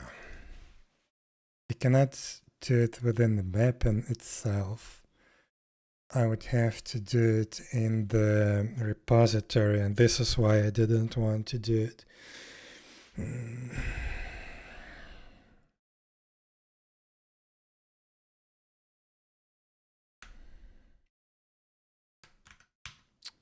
Crap.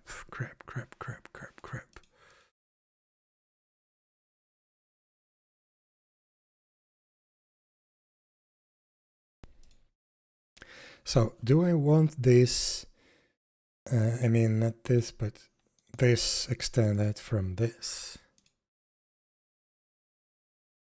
Because basically what I need is title ID and the status effect, and I don't want to have weird names like title within a title. So to do that,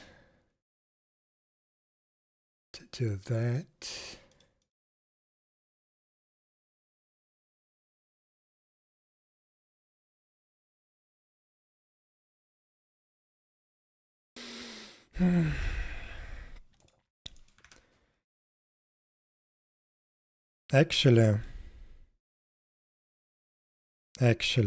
I think I can pull it off.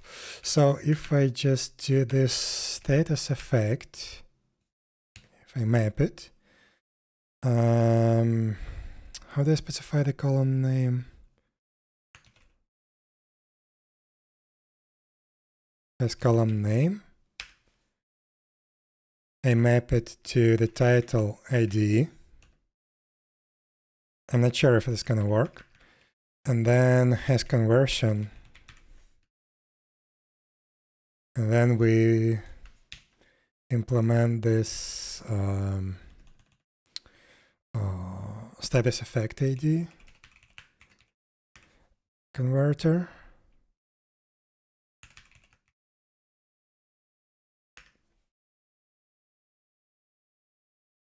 I need the game data.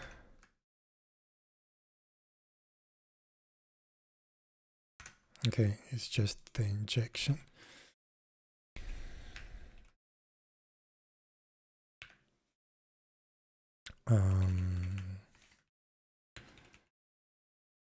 Game data, assign it here.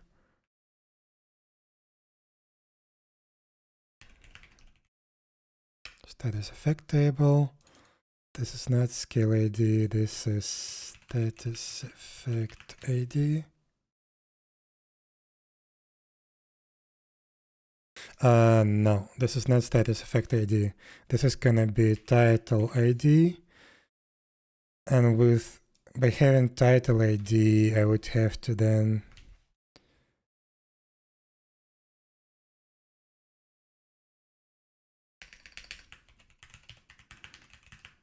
character title table. And then from the character title table, I return status effect.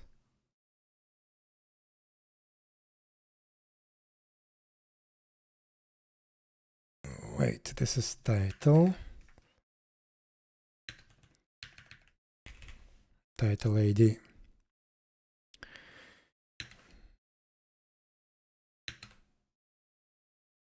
Come on.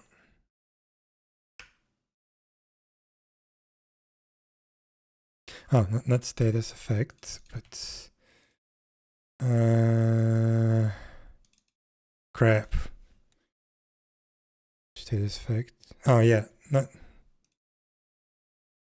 Whoa, wait. Here I would actually have the status effect. Bah.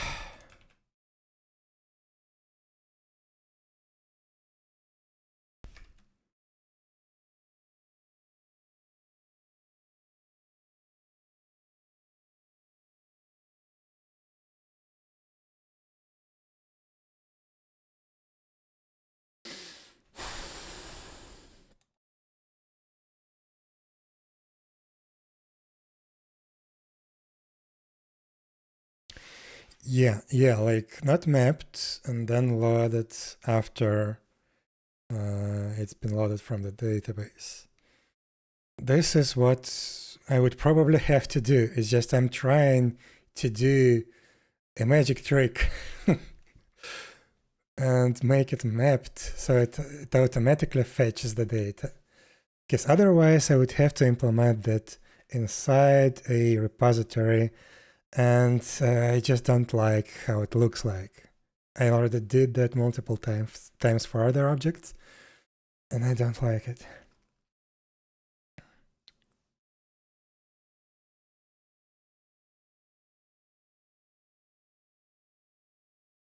Try to update the status effect in multiple places.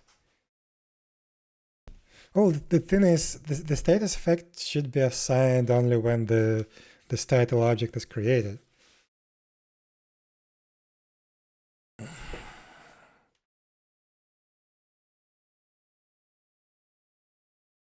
Also, this makes it a little bit strange.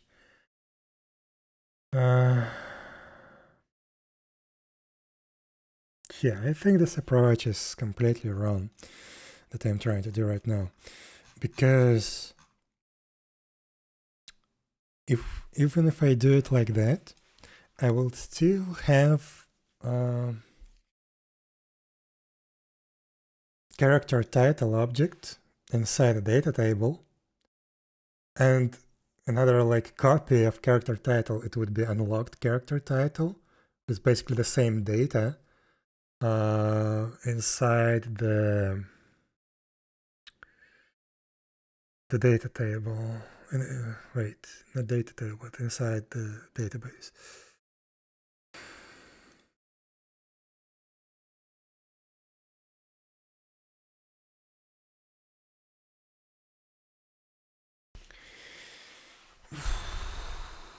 I'm confused. Probably I'm just confused because of the naming. The thing is, I don't need this character unlocked title to extend this thing. I need it to reference the thing from the table. And I can make it the entry from the table. And I can make mapping like that. It would automatically fetch.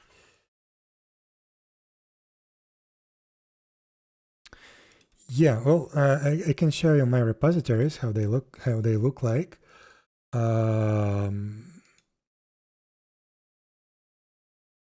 So basically, when I'm logged in, I can execute any query that I want to the database, the data set, and then just retrieve it. So here, for example, I could execute some additional logic after I loaded the list, after I received the list of these entries, and add some additional data.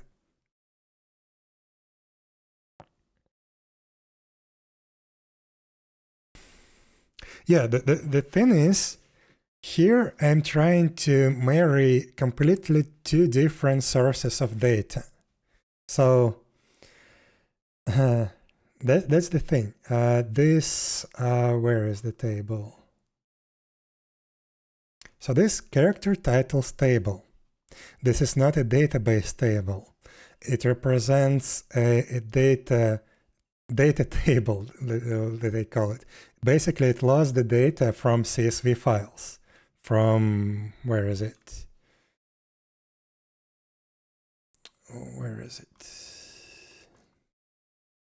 Disregard that this is in MySQL, but character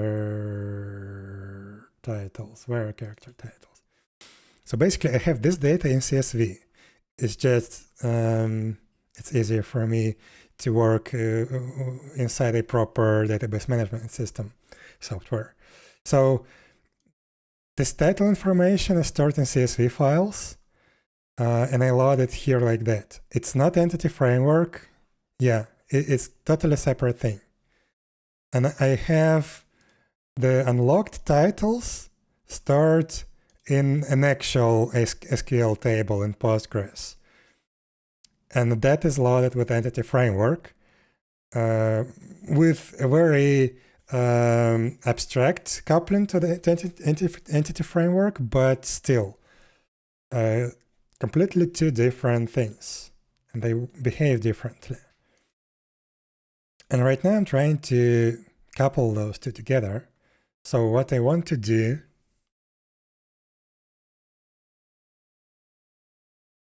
starting in CSV because it's very easy to process this data from any kind of software, including bash scripts, including Microsoft batch files. So it's very easy. This basically, this data is being used by both the client and the server and some additional scripts and the translation project. So and by the wiki. So yeah, this kind of data goes everywhere, and the CSV is just the most convenient format for this. It's just by having these tables, I have one source of all the game data, like all the skills, all the items, all the whatever, in one place, and I can then distribute it to different stuff. Like I can compile it into dat files for the client. I can put it into the wiki. I can, yeah, whatever.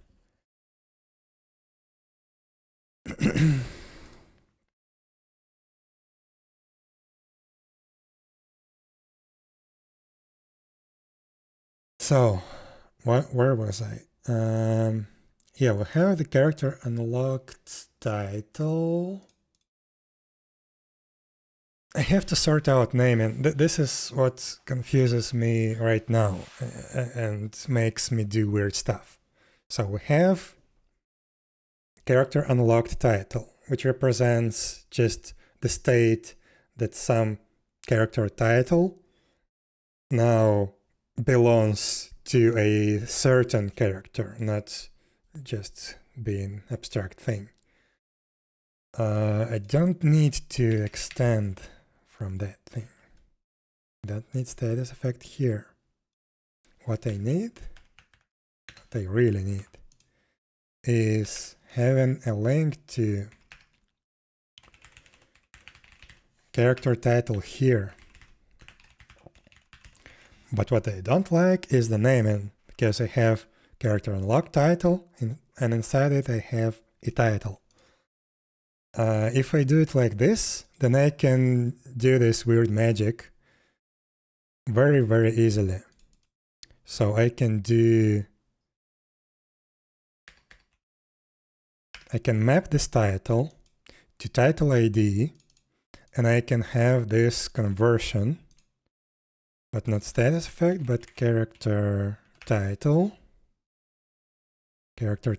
stable, title,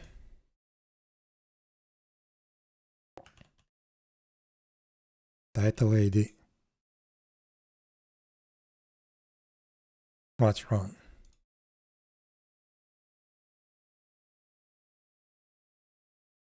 Oh yeah, right. Because right now inside this table we still use the entry, so let's rename it. Well, let's change it to this. And yeah, basically I need to replace this everywhere.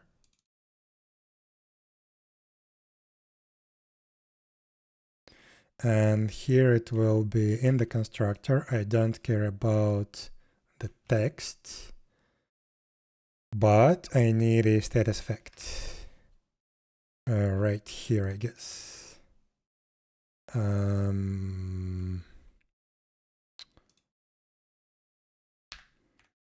Also, I can do it like this. And I don't need the protected constructor.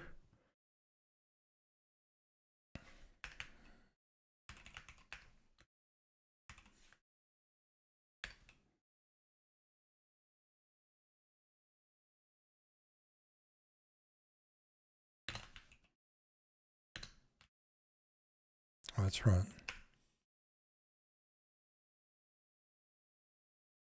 Ah, yeah.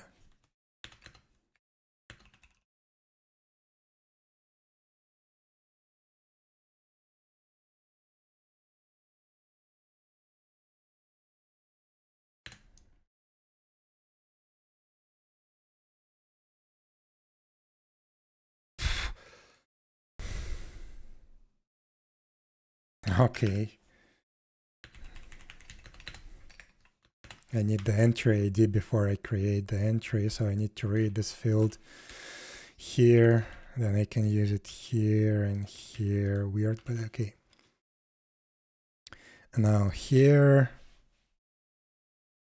Oh, and I guess now I can replace this title ID with just ID.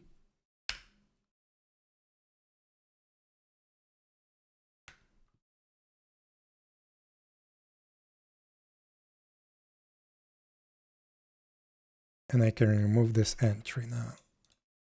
So this table now loads the subject. Now in the map, I can remove this title ID. Let's put it here.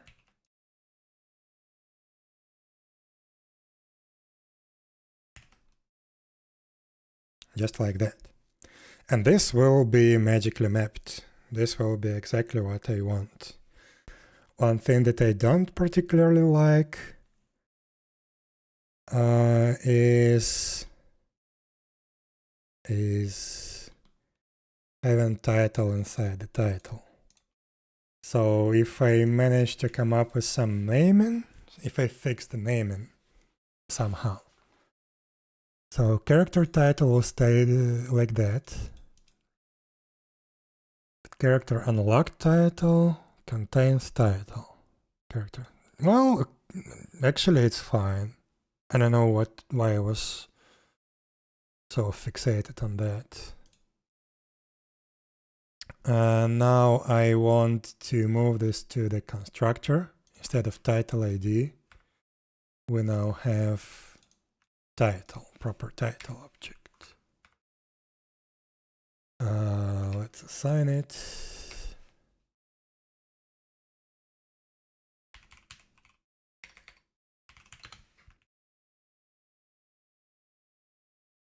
So we have title and expiry date.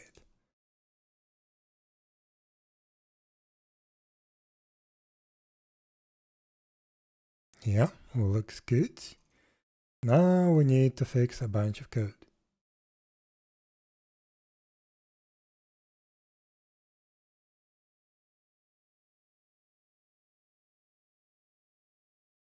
Now we don't need this thing, which is great.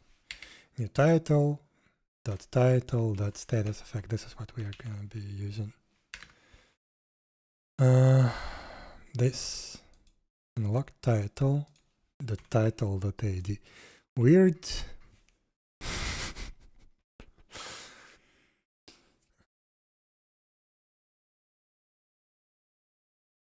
Yeah, that's this thing.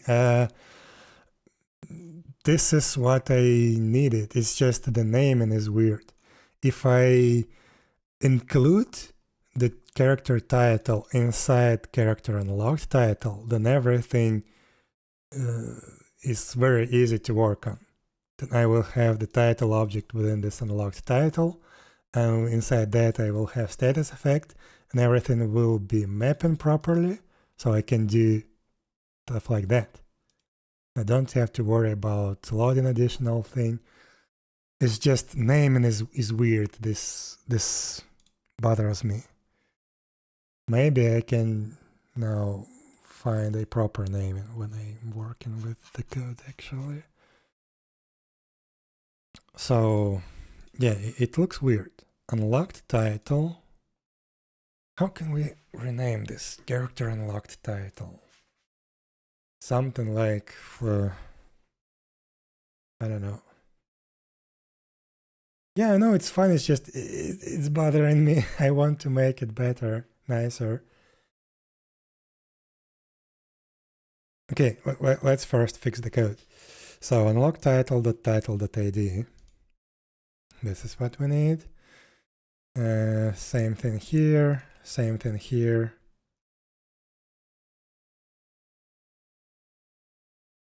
Same thing here.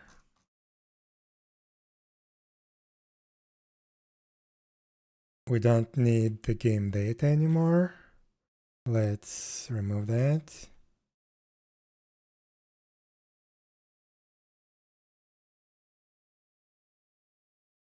Let's fix some more errors. Unlock titles, title.id. Well, actually, it's fine.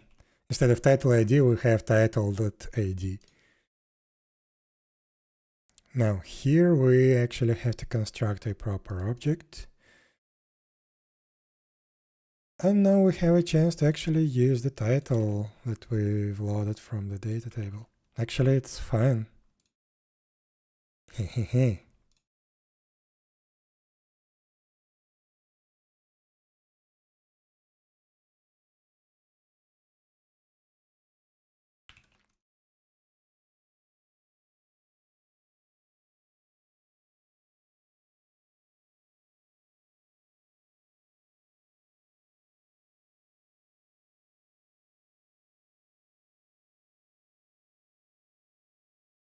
Oh, okay.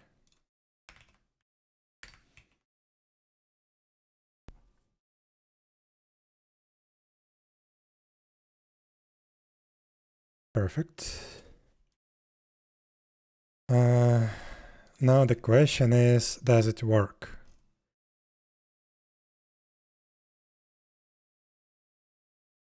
They changed a lot of stuff.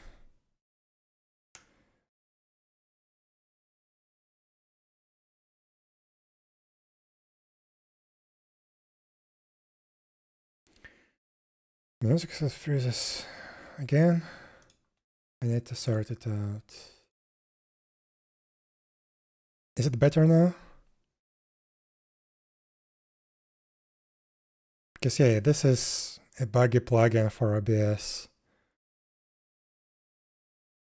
I need to reroute it through virtual cable, and I just didn't have time yet to do that. Hopefully next stream is gonna be better. Okay, so I just want to test if this thing is still working. So let's exit this thing. Let's recompile the data. So database to CSV to back to database. Let's see, now we should have another column here. Yep, status effect ID. Great, now we can link stuff. So let's, what can I use? Let's look for some status effect for testing. Where are status effects?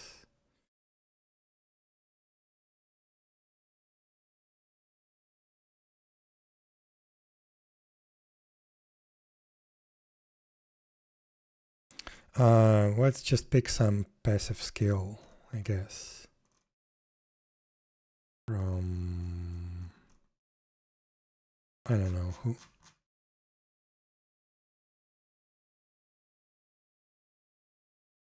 Sense of magic, magic evasion. I don't know, I want something that they can easily detect. Shield mastery. Physical block, no, I cannot see that easily.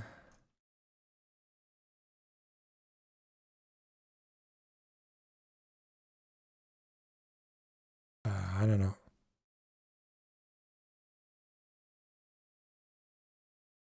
Oh, yeah, let's pick something like something from the equipment, I guess. Physical defense. Here, this one. And again, let's use the STIN key for the test.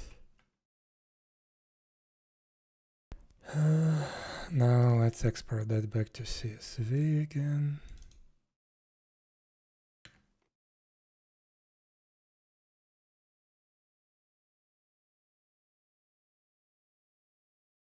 And restart the server.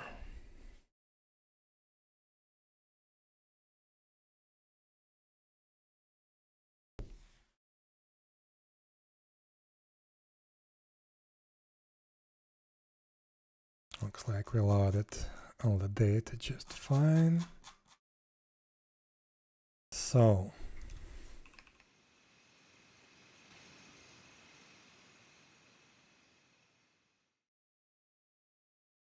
this also looks good, looks promising.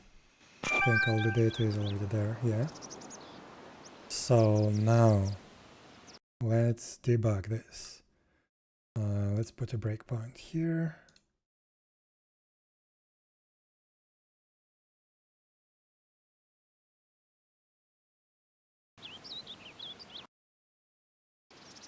So now if I don't have the stinky title.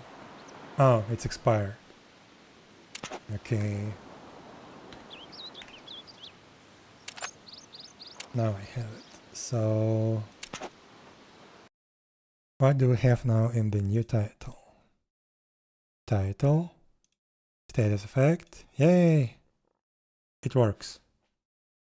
Now we can just apply the bonuses from the status effect and we should be good. The magic is working.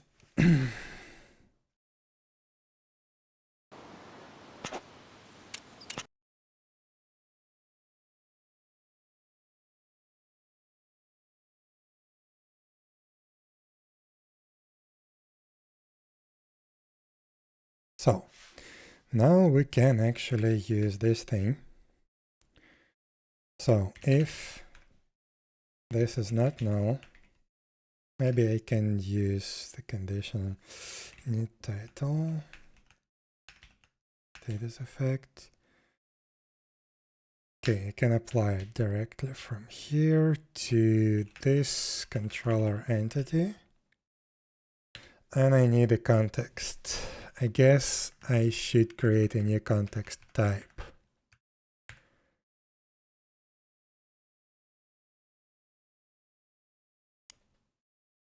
The gentle.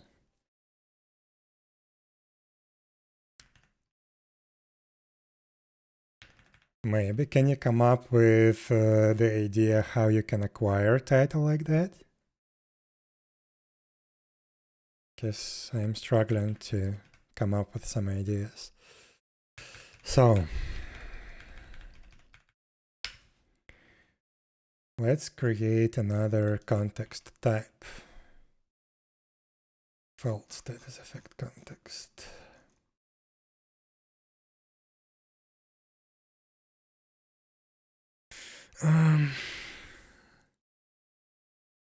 Entities. Oh, it's in the game. Entities, status effects, context.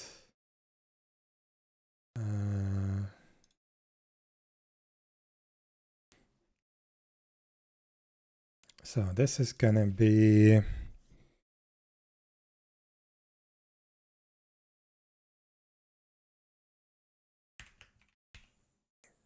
character titles, status effects, context,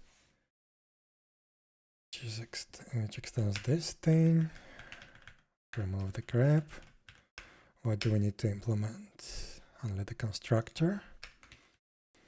And yeah, we need the title here, which is character unlocked title, I guess.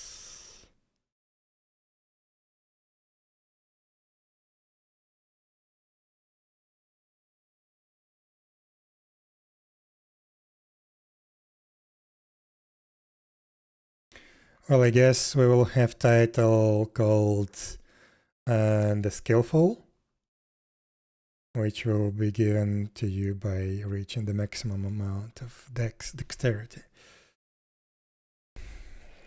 So this is gonna be, I guess, character unlocked title.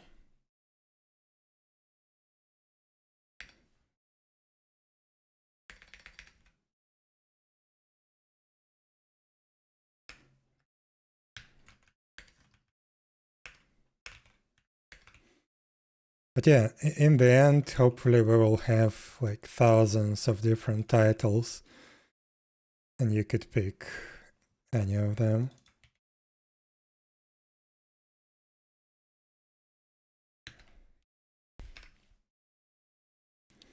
So here in the context, we will have a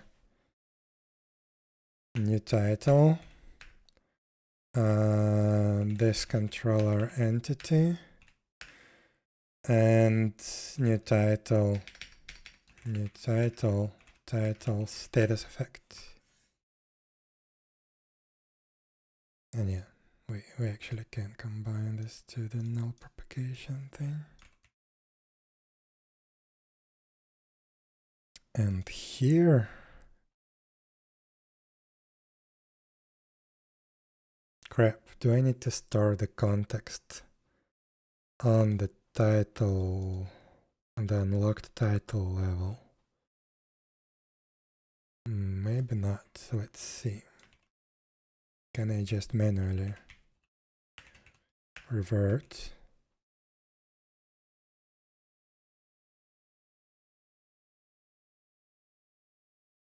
I need to store the context. So I need to make the unlocked title a little bit smarter, that it's aware of the entity and it can apply the bonuses by itself. That would be the proper approach.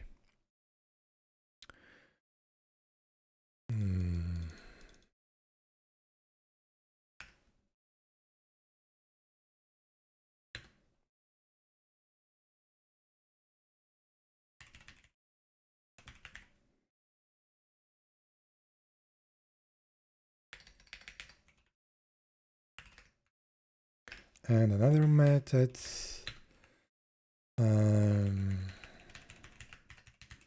revert status effect.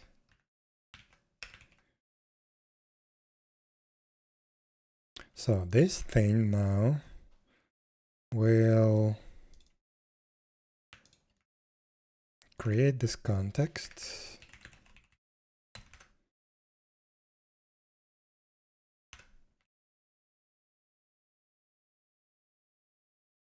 For this entity, this title status effect.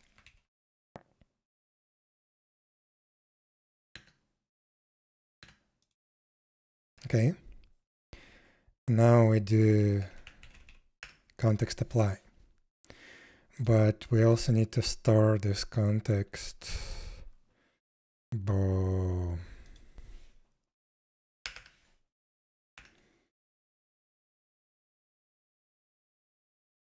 Not public. It should be protected, I guess. No, private.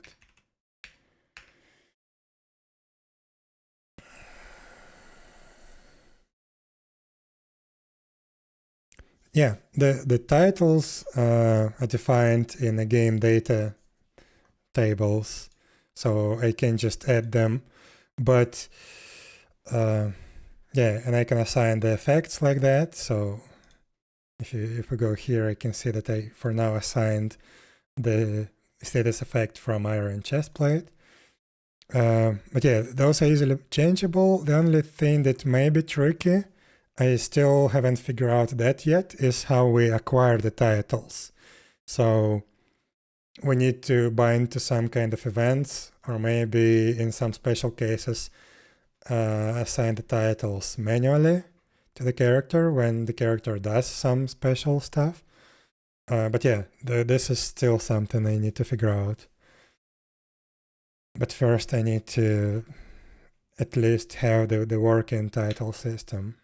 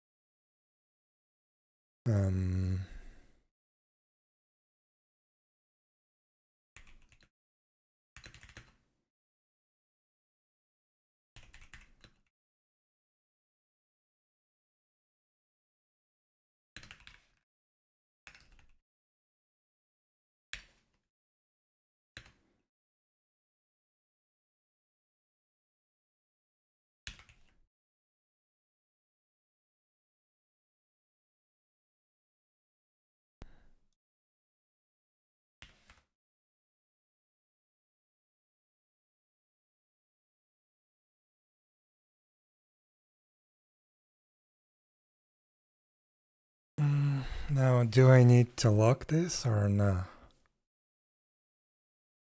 No, I don't. It's fine. It's gonna be executed in a proper locked environment.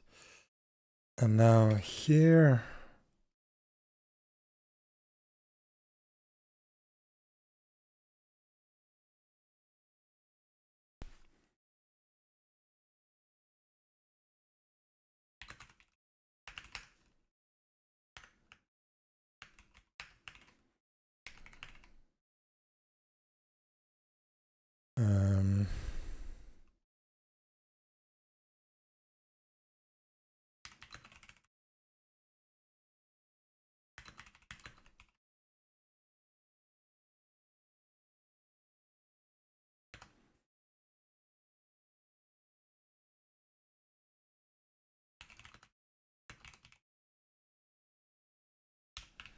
something like that, and then this applied context revert, this applied context equals no.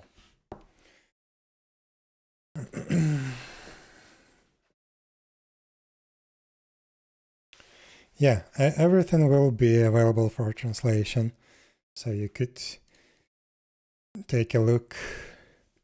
All of these strings will be translatable. Well, all of that and all of that.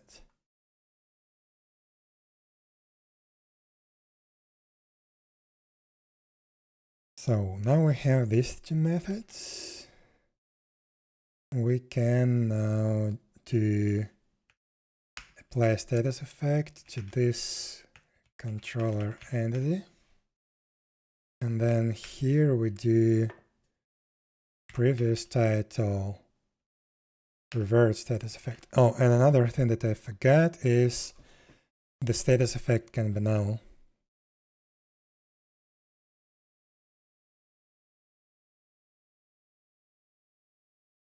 This can be null. So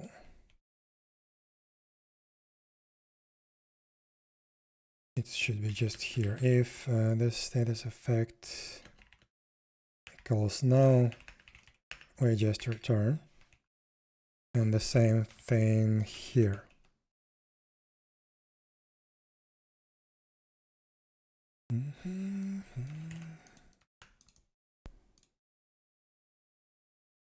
And yeah, I guess we can just use null propagation, which will make the code a little bit nicer.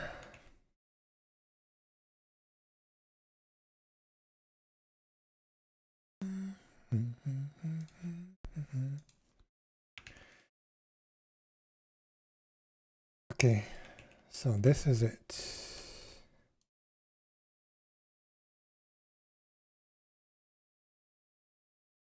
There was some other place, yeah, right here. Expired current title, revert status effect.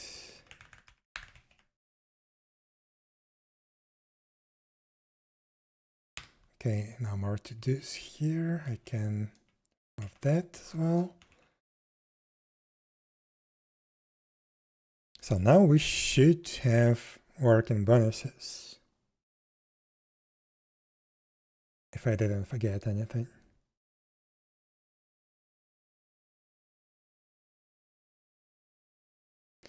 Yeah, second status effect, you're right. Good idea.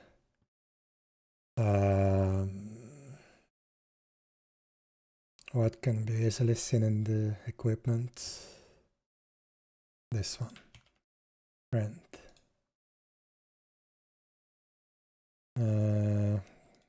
To the strong. So this one should give 2 strength. And this one physical defense. Where is it? Oh my god. Yeah, 8 physical defense.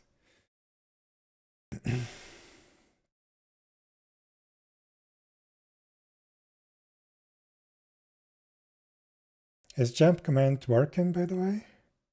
Because I'm not sure. Let me check as well. Yeah, it should be working. It's just you would have to time it with your delay to my stream.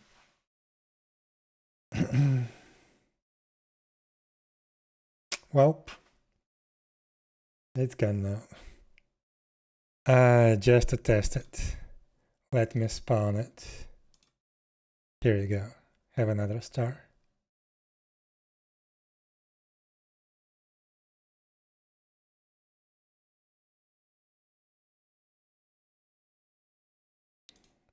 That's the point. Actually, I don't even remember how many points does it give. But it should give some nice points. Just because it's hard to time this jump properly with the delay.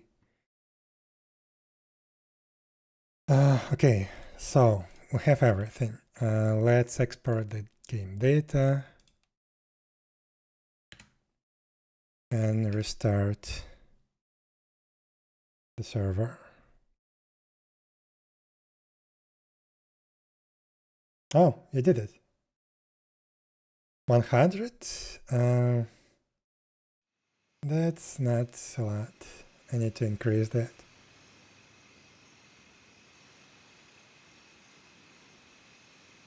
Yeah, if you select a different title, the previous one should be removed. The bonuses from the previous one should be removed, and the new ones applied.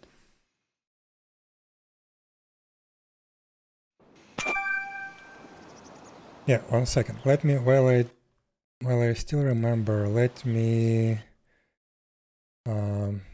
increase the bonuses that the star gives. Where was that? Mini games, jump, catch, star, win reward. How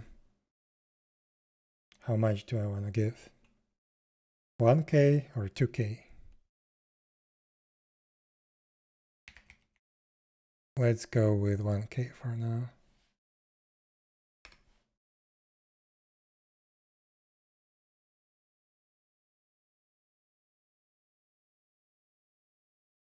Yeah.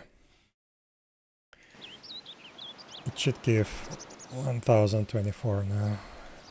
Okay, so the strong. I should have bonus strength. And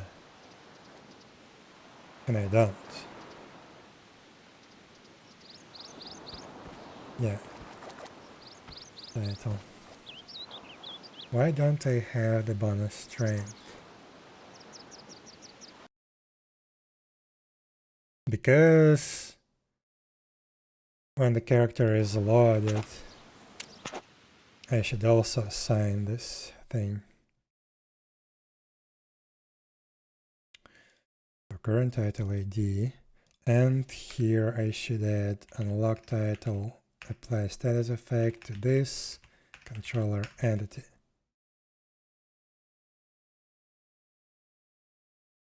Oh, I know what's going on. Just when the character is loaded, this function is not being called. It's just, it detects what was the previous title right here. So now it should be fine. The actual assignment of the titles probably works. We're gonna test it right now. It's just this one thing.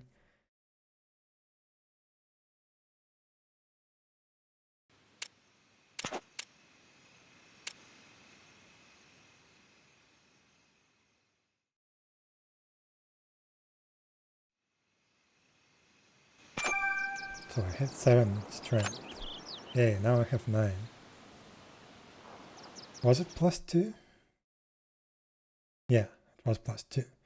Another one was defense, 8 defense, which was the 𝙽𝙀𝚂. So where is my server? Now if I do 𝙽𝚂, it should remove my 2 bonus strength and give me 8 defense. What is my defense? 11.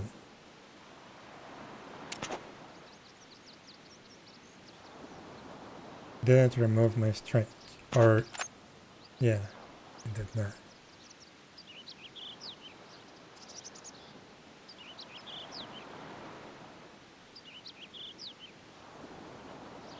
But it did give me 8 defense. So if I remove the title now, the defense got removed.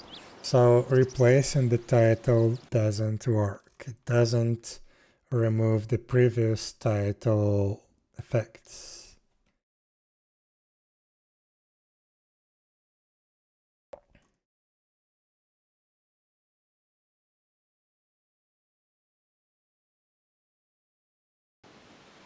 Yeah, I need to debug it.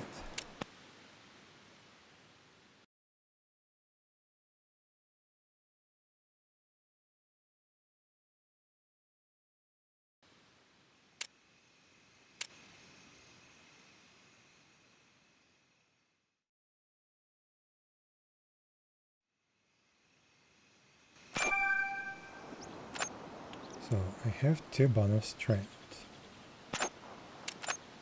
If I change this thing, if actually let's no, change this thing.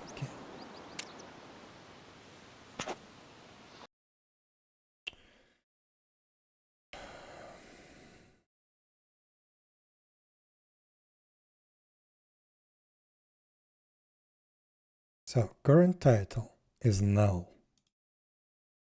What the hell? Ah, okay, I know what's going on.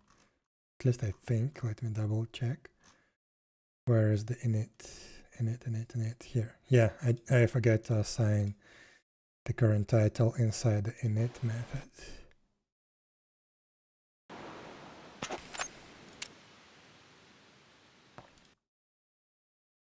So this thing,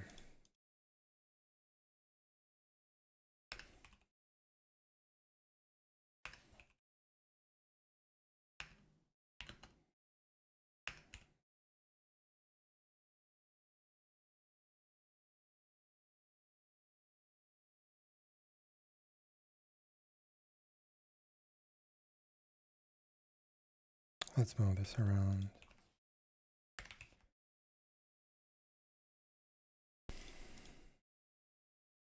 So let me double check again. Well, theoretically I should do this within a lock. And maybe do some checks if the current title has been assigned. But I don't think I need it because this init method, it's being called before everything else.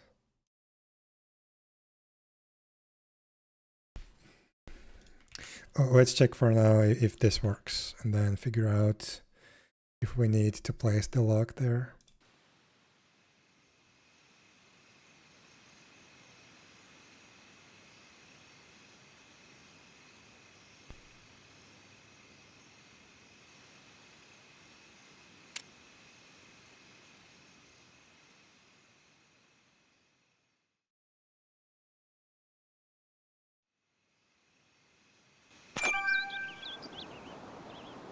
So, I have my 2 bonus strength. If I switch the title. Yeah, now the strength is gone, and now I have 8 bonus melee defense. Now, if I remove the title, it's back to 11. Okay. What else do I need to check? The expiration. I need to check the expiration.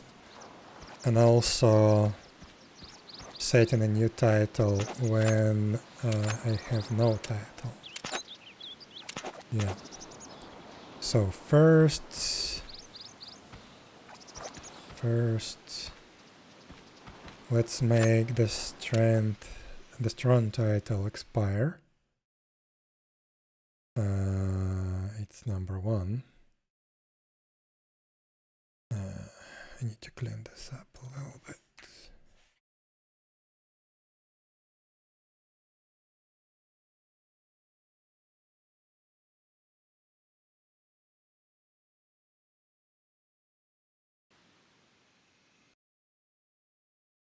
So yeah, now if I log in,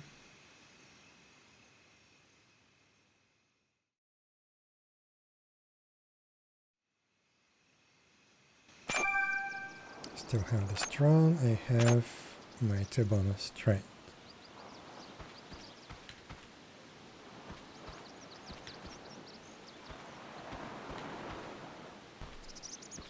And it's gonna expire 55 seconds.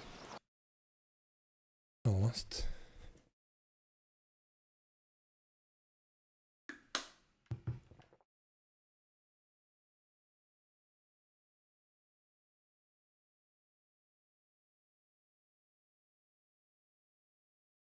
Yeah, 1 second. Yeah, now it works. Expiration will be very rarely used. It's mostly for some kind of like events, like reoccurring events. Like for example, we will have title like the arena champion, which will be given when you will be placed at the first place in the arena. And it will be given for, I don't know, like a week or so, like the interval between which the new champion, after which the new champion will be selected.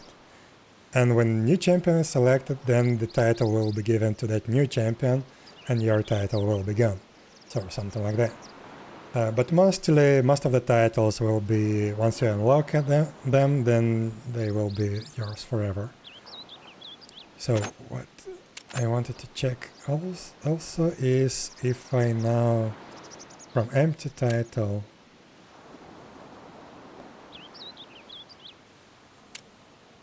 set it to stinky. Yeah, this works. And then if I remove the title, yeah, so it looks like it's working. We have the bonuses now. Yeah, only a few titles will expire.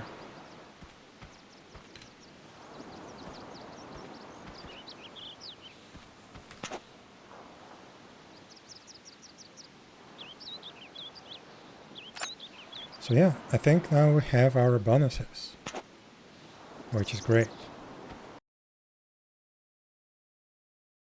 Let me see, did I forget? Yeah, I forget about the updatable. It should be once per minute.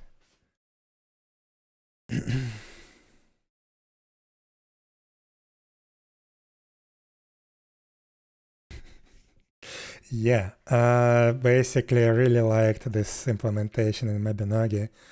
And this is basically almost one-to-one copy of the Mabinogi mechanics. So yeah.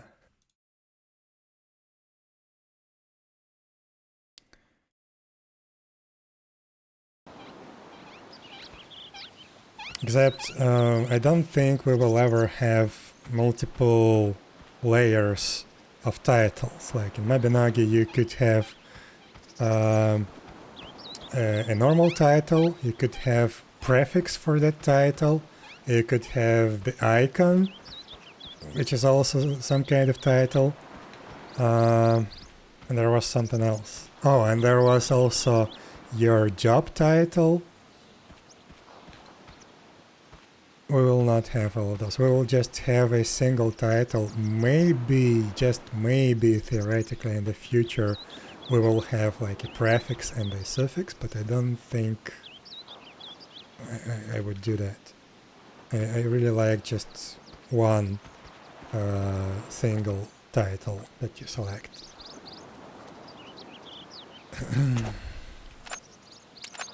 But yeah, basically it's very similar. You will see some titles, you will see some hints to acquire some titles. Other titles will be hidden. Until you unlock them, you will not see even the hint. So yeah.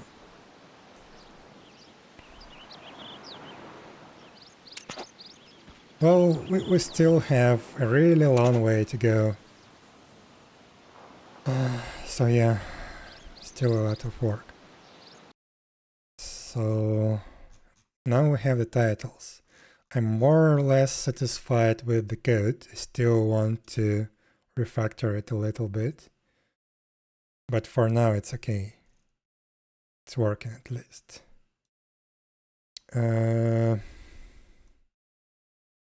I'm okay with the data tables, I'm okay with the database connectivity. It's totally fine.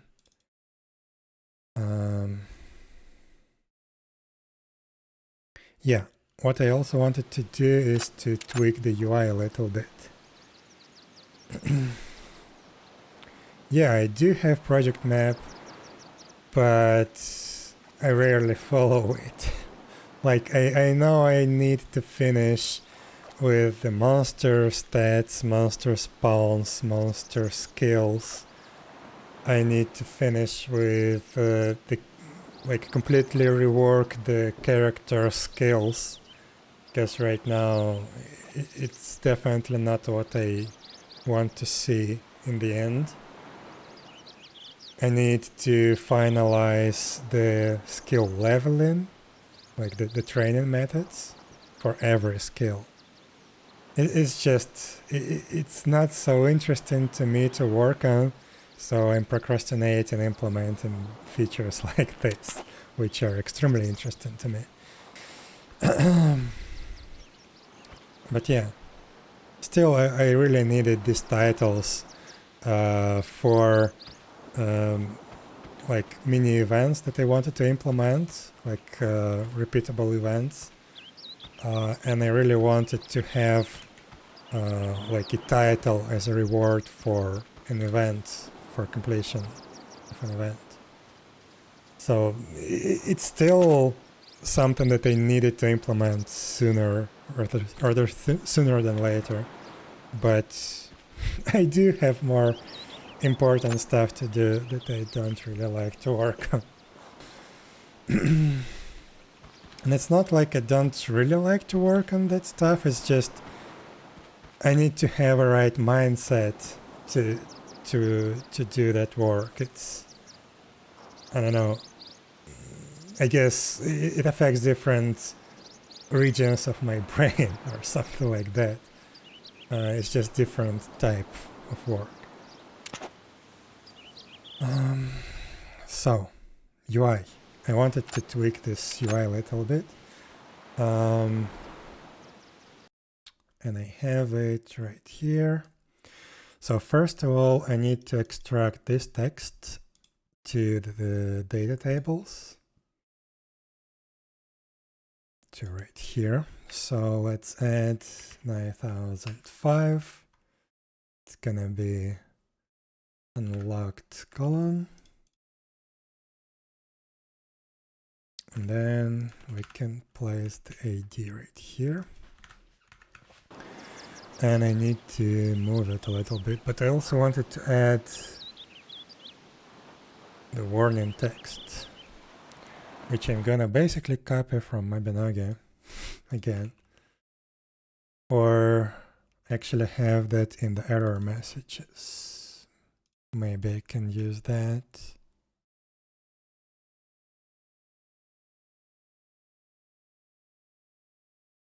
Title can only be changed once per in-game day. Yeah, the in-game time. Okay, so let's put it here into this table. 9006. What else do I need? I think that's it for the text. So let's save this, close the game, rebuild the table.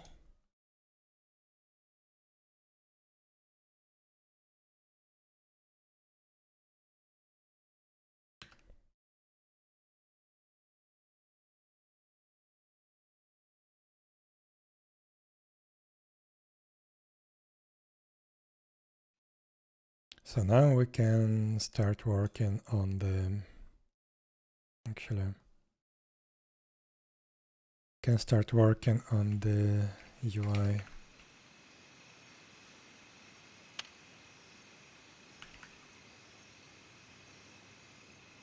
No,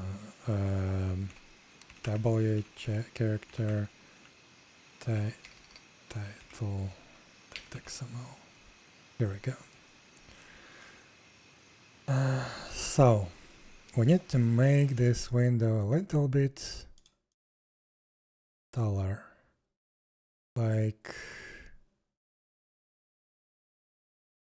30 pixels taller.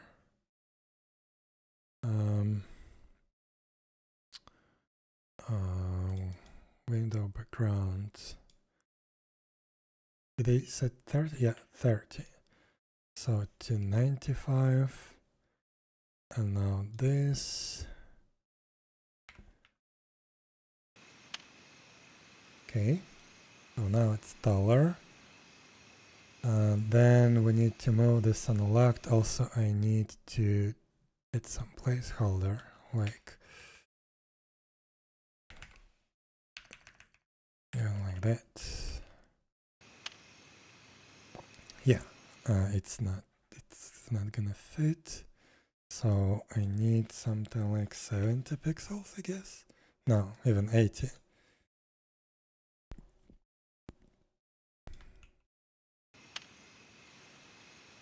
Okay. I need to change the alignment to 1. No, wait. It was 6. 6 is right top, so I need left top, so 0.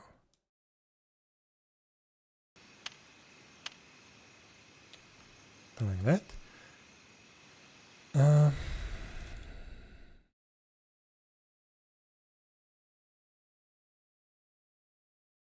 Now let's move these two to the bottom, so like plus 30, no, like plus 40 pixels. It was a little bit higher than I wanted to. So why it will be to 90, I guess. Even more. 300. Probably not. Probably 300 is too much. Oh, maybe it's okay. And then I need another scale text.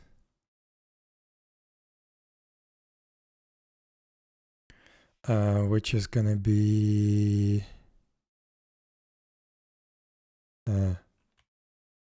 cooldown warning. It's 9006. It's gonna be like 400 pixels wide.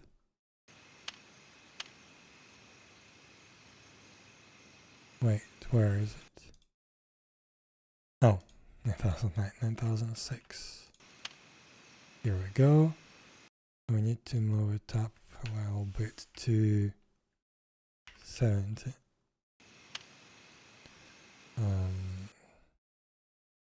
To 60.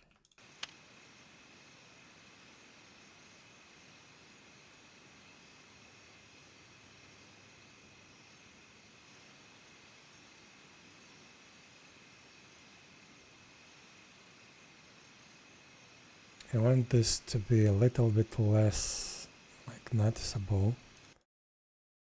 Let's find a better style for it.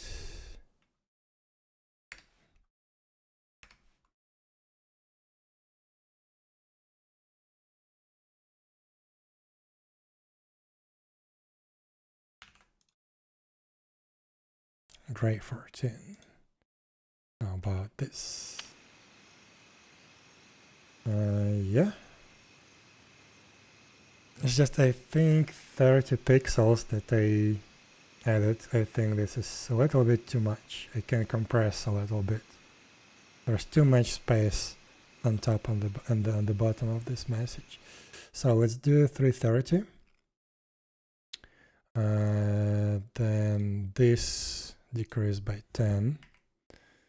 This decreased by 10. Then move this one up by 5.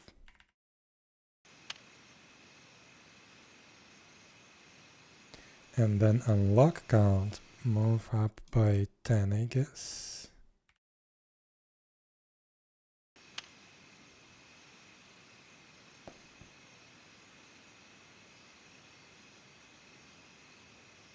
I also can make this like blue, like we have on the character stats window, probably. This one. Let's see.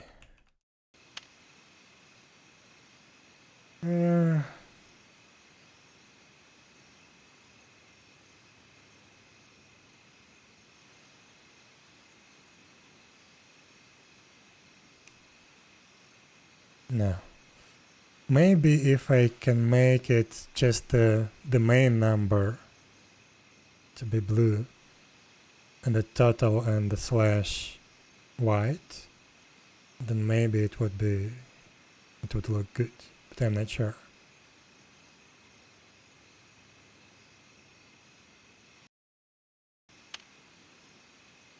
I think it's fine in white.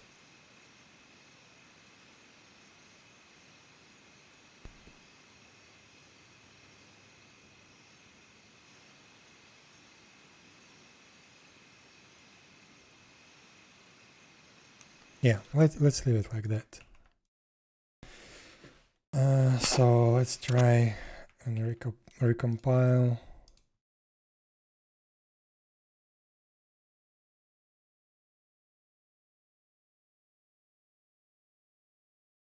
And see how it actually looks like with real data.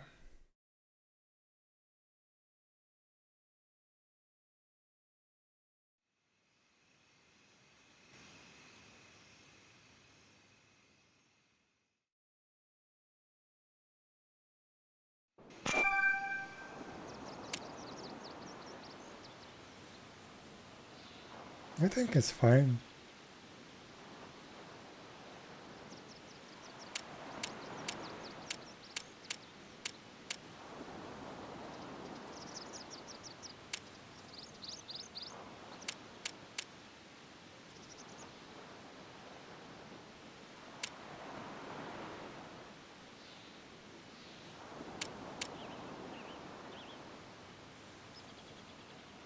It's not fully centered.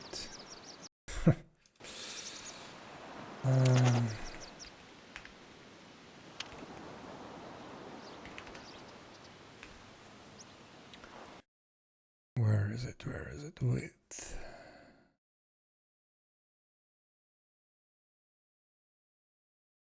$500? No. Wait, align type. Align type, I need 3. Wait, this is wrong one. This one. Here we go. Now it's centered properly.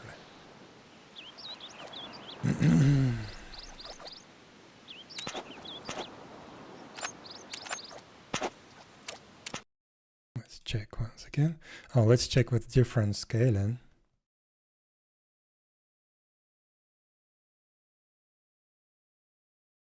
I just realized that I've never checked how this window looks like without scaling or with different scaling options.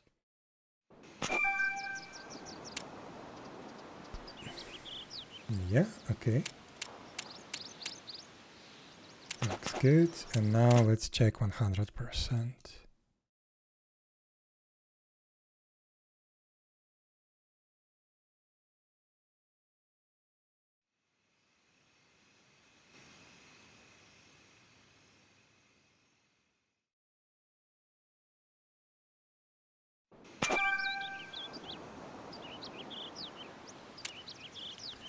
Let me look at that on another monitor.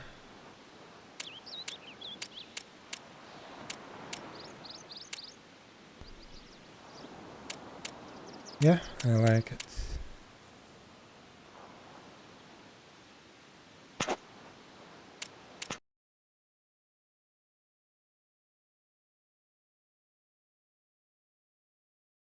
So yeah, I guess now we have our titles.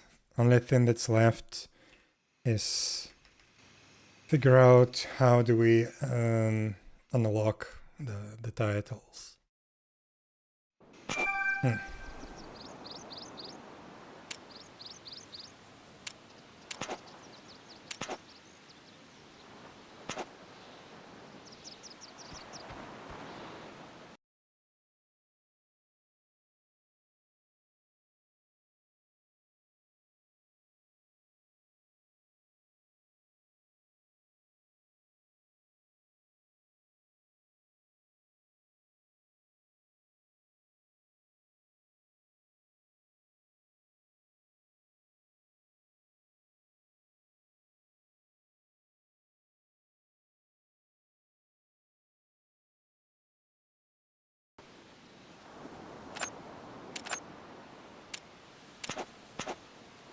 Perfect.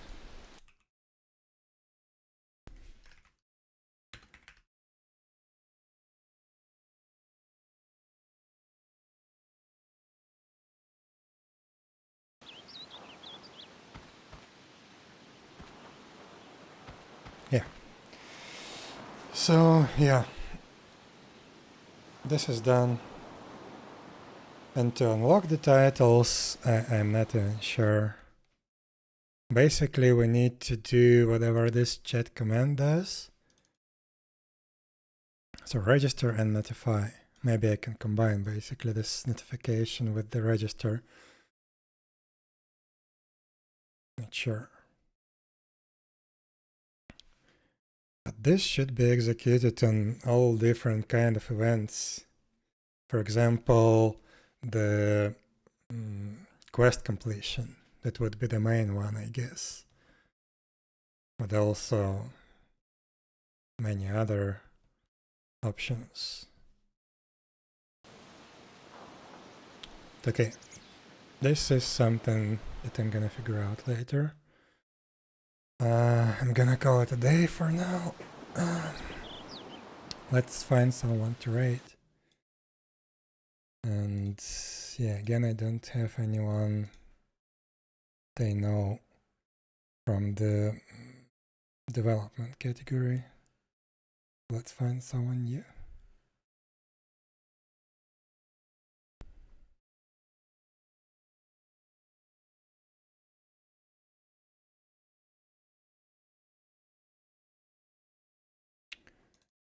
Take that one.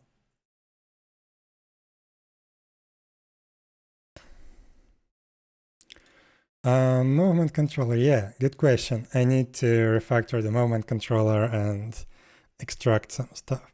But basically, this was mainly dictated by how all the character related information was organized in the client. It was one controller that handles one category of packets. And the title belongs to that category. So historically speaking, this movement controller is handling that category as well. But yeah, I just need to extract this movement controller into a lot of other different classes, I guess, different controller. But yeah, again, this is something for later. I need to do a lot of refactoring on the network-related stuff, network packet handlers. Because, yeah, it's not what I would like to see in the end. But for now, it's okay. So, yeah.